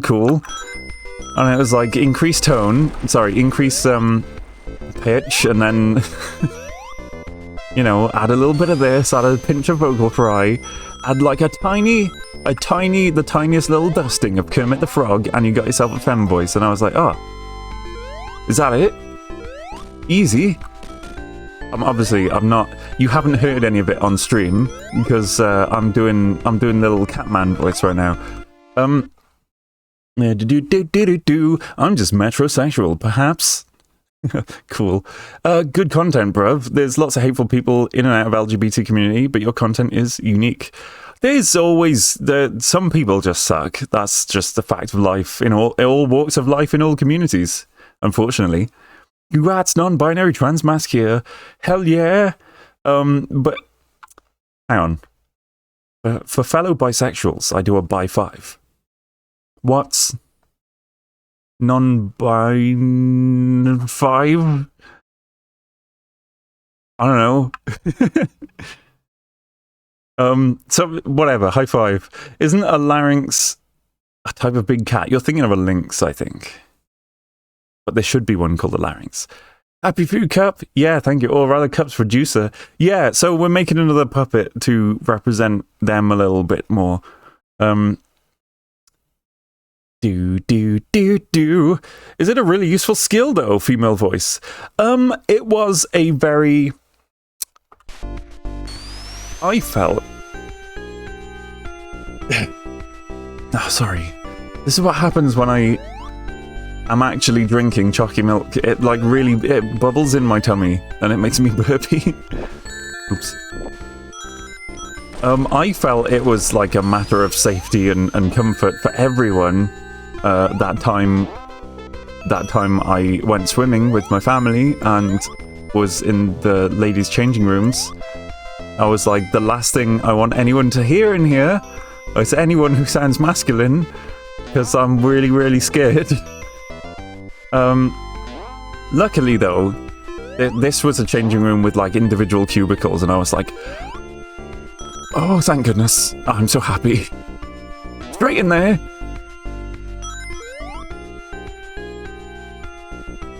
The worst thing in the world in my whole life has always been just open changing rooms. I don't want to see other people. I don't want them to see me. I just want a little private space. So yeah, kind of by necessity, my mother and my sister heard my most feminist voice in the world that day. Oh yeah, I was going to talk about my ring light. I repaired it. It turned out the wires were hanging on by like one hair thin, tiny little copper thread. They were so horrendously frayed. They were just clinging on for dear life, and they were like shorting against each other as well. It was a bad time. Did doing this make my light flicker just now? I really hope not. No, it's fine. Yeah. I think it was, I tickled the button. Yeah, so anyway, I trimmed the wires, I soldered them down with really close with a big fat blob of solder on each one. Much stronger join than was there originally. And I also, after doing all that, I hot glued everything down.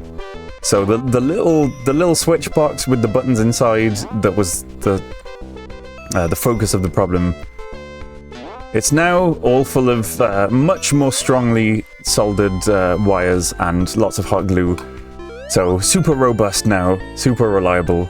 It's actually brighter than it used to be, because the fact that the current was all going through like a hair-thin, wispy little copper wire meant that it was kind of causing a lot of resistance and it couldn't go full brightness.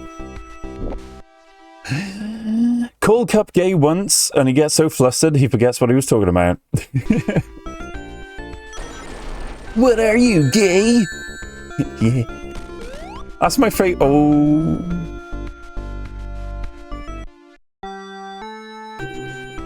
I was gonna say, oh, me too, Rafi. I was gonna say, hang on.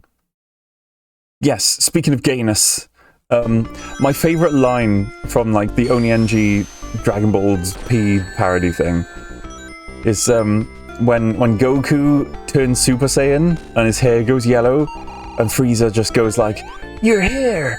What are you, gay?" And Goku just goes, "Yeah." Just with a goofy little smile on his face.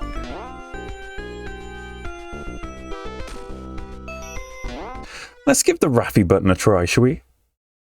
Oh my goodness, I pressed it 3 times in a row earlier and none of those times worked. Raffy Plays. That's a summary of what you'll find on that channel. I'm not paying attention to the game at all. This soundtrack is so much better in the PAL version. It needed to be here, apparently.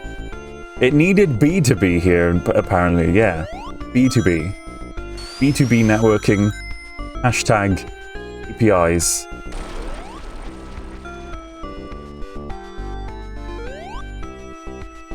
Add me on LinkedIn. Brain broken. Mood. Yeah, so far you've already missed a handful of games and a lot of gay and trans talk, actually. Just sort of came up. Uh-oh, being vulnerable. There we go.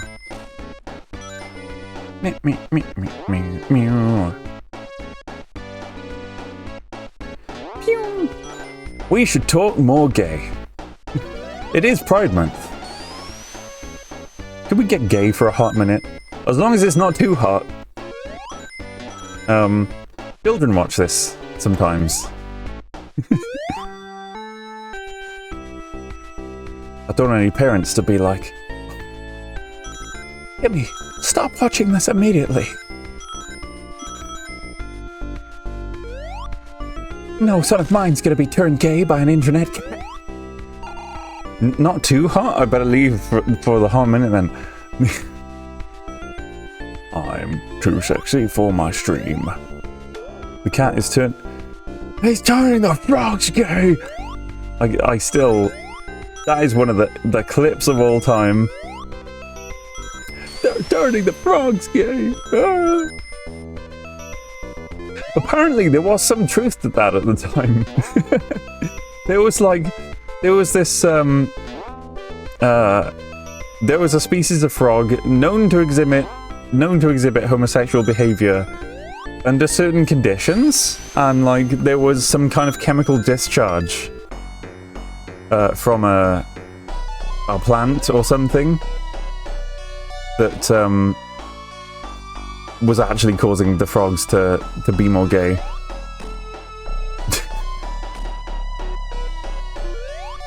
So yeah, the more you know.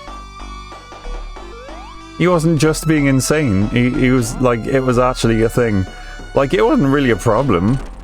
It was just like interesting. That's why you're because of the government chemicals, actually. Do not need them to invent a chemical that turns people gay.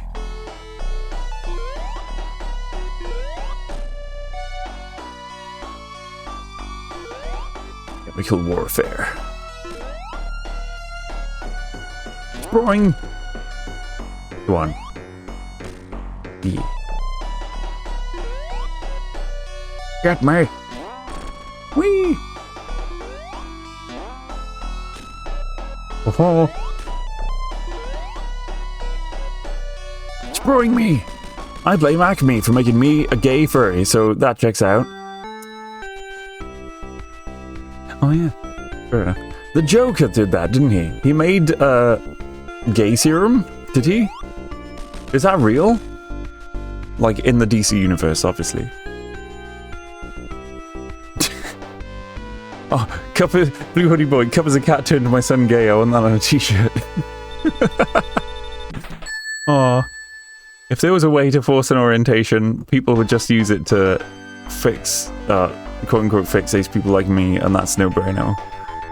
Oh, true. It's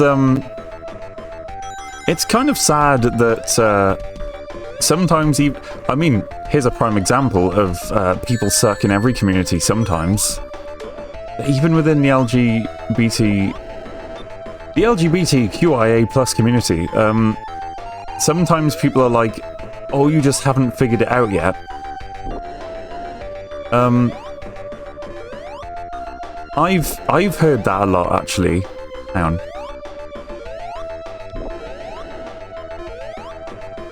I've had that said to me, by which I mean my producer. Hang on.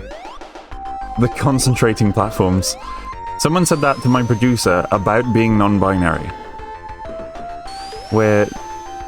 And this was directly from a trans woman, actually. She said, when I said, yeah, I'm non-binary, like I'm trans femme, but I'm non-binary, and she was like, you'll figure it out eventually. I was like,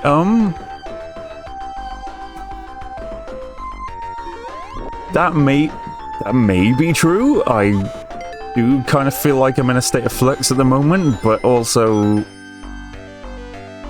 like, excuse me?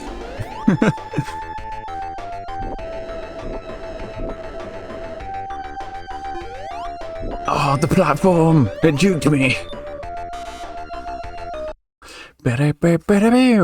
I was mainly responding to the chemical that Cody Cloud threw themselves into. Oh, the Joker falling into the chemical vat. I see. Yeah, I actually say gay, but I'm really bisexual / pansexual, and have had that same type of thing said to me, and it's very hurtful. I just simplify things and say gay. You should just say you're bi. Or pan. And by the way, the bisexual thing is not about there being two genders. To me, it's about being attracted to my own gender and also others. Plus, I mean, bisexual is just an older term that I just got used to before pansexual came out. Before it was released in stores. I've had the same type of thing said to me. It's hurtful. Yeah. It's crazy people are so obsessed with sex they can't fathom people not wanting to do it.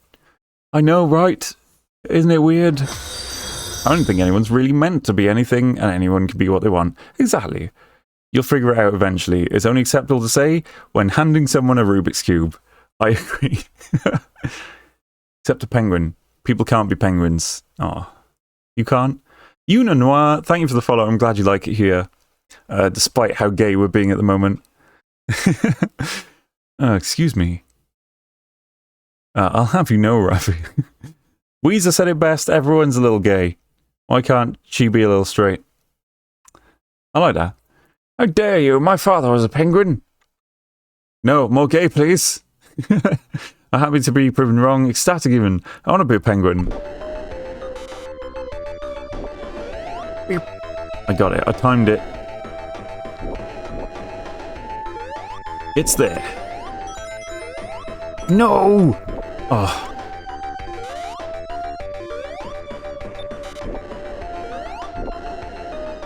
This whole zone is really difficult. But yeah, I've had that when I've said I'm bisexual in the past. They were like, yeah, but which one do you lean to? Like, which one's like your preference, really? And I've always said, like, well, neither really. There's no... In the relationships I've had, there's been, like, no major, like, girls versus boys difference that I can really say. They've all kind of been similar and also unique and different in their own ways, like, each relationship. So, yeah.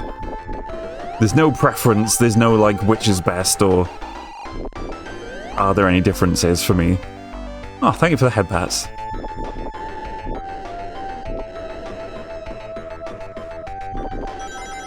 Ooh. Oopsie.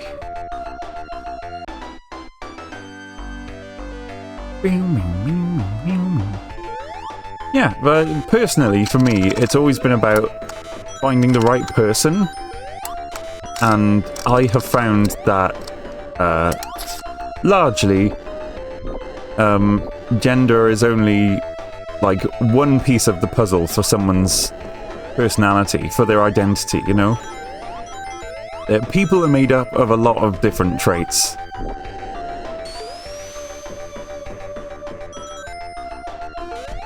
It's letting just one of those traits get in the way is just doesn't make sense to me, basically. Oh, this whole thing is nuts. Cup as a cat and Knuckles, I like that. This combo's great, but what I want to know is if you can play Sir Duke on bass. I don't know what that is. So I don't know. I bet if I heard it, I'd be like, oh, that one.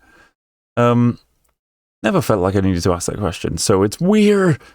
Question, sexuality. Important with those under sexual age or a bypass? It's important. It's part of who you are. I know that a lot of people just don't like discussing sexuality when it comes to minors. But it's something that kids explore through play, like from very, very young ages, and it's a big part of who the person you grow up to be. When I say explore through play, I mean like, you know, silly little playground games, chasing each other around, stuff like that. I want to be abundantly clear, I'm talking 100% innocent playground stuff. But yeah, it's a big part of who people are, and during their formative years, it's something that children explore from a very young age. So yeah, it is important. There's a thing where I feel like some people don't quite know how to engage in that conversation, and sometimes ask questions that may seem insensitive because they don't quite know to support. It's about... if you're not sure, you just say, would you mind if I asked you a personal question about your sexuality? And like someone can just be like, I don't... like if they seem uncomfortable, just be like, nah, it's okay, and just talk about something else. But some people, like me, would be happy to answer all of your questions, no matter how personal. I don't mind.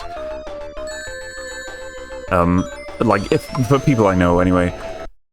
So Duke from Stevie Wonder, you don't know it? This is Money Dog. I said, like, the name seems a bit familiar, and I bet if I heard it, I'd be like, oh, that one. So I just need to hear it. I'd much rather know your favourite video game than what gender you fancy. Yeah. Favourite video game's actually a more complicated question. Oh man, Sir Duke is the song to learn on bass. Love me some Jacko, but Stevie Wonder's Sir Duke does it for me. Yeah, if we... Oh, I played Sir Duke in Jazz Band. Hold on. Me saying, I don't know, Sir Duke, help me log in. That trope of people on the internet being like, you don't know about thing that I like, this is a crime. How very dare you, I am angry. I played Sir Duke in Jazz Band. I remember the sheet music with the title Sir Duke, but I've forgotten how it goes, so let me remind myself. It's a crime lot. It's not. Come on now. It's okay for people to not know popular culture things.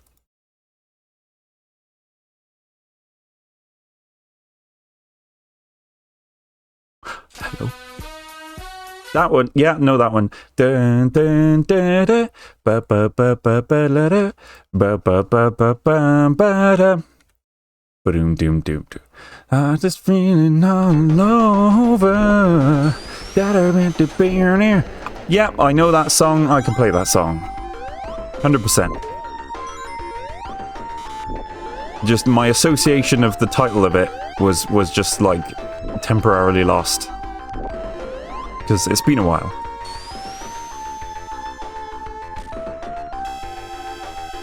This happened all the time while I was in the jazz band as well. I'd just be like, which one's that? And they'd just go, oh, you know, the da da da da. And I'd be like, ah, okay. That one, cool. Associating names to tunes is tough for me. That's why I had to immediately pause it and complete the melody for you to prove I know. I too didn't know it until you played it, so there's at least two of us. Yeah.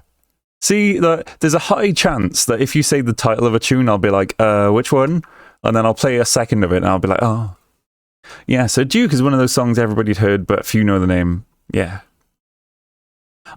All I remember is like the singing. Got this feeling all over. That's the only lyric I know. Bam, bam, bam, bam. Bam, but there's music over music. And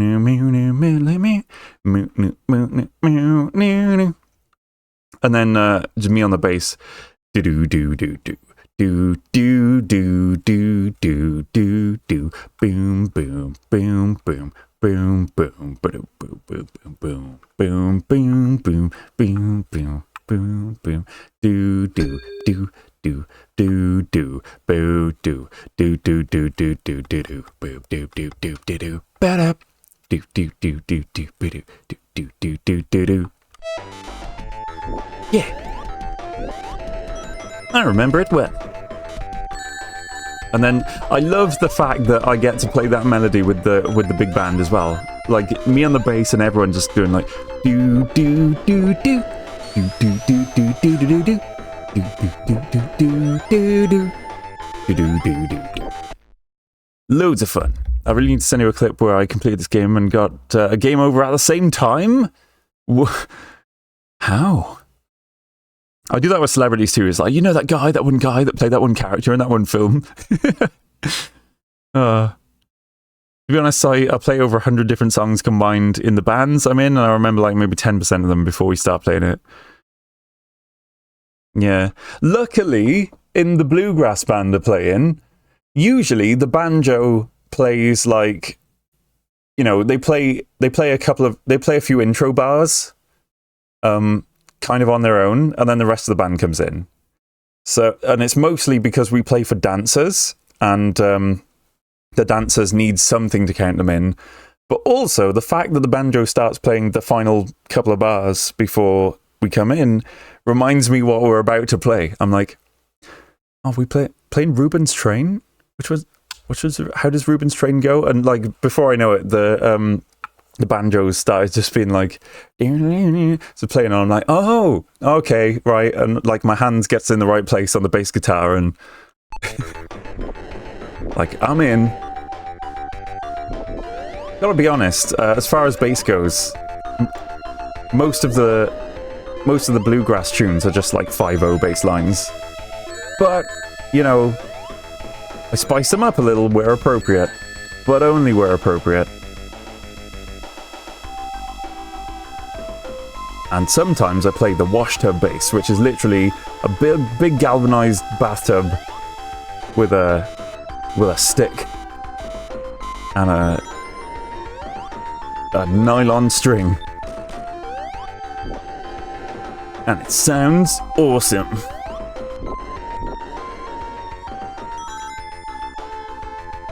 And I can't play it for you in here because, number one, it takes up half the room, and number two, it's incredibly loud. It's really loud. It makes the entire floor vibrate, which means that my downstairs neighbour's entire ceiling would vibrate. So I can't play the washed-up bass in my flat. Loud and proud, yeah, it's like earthquake loud. It's incredible. I really need to mic it up.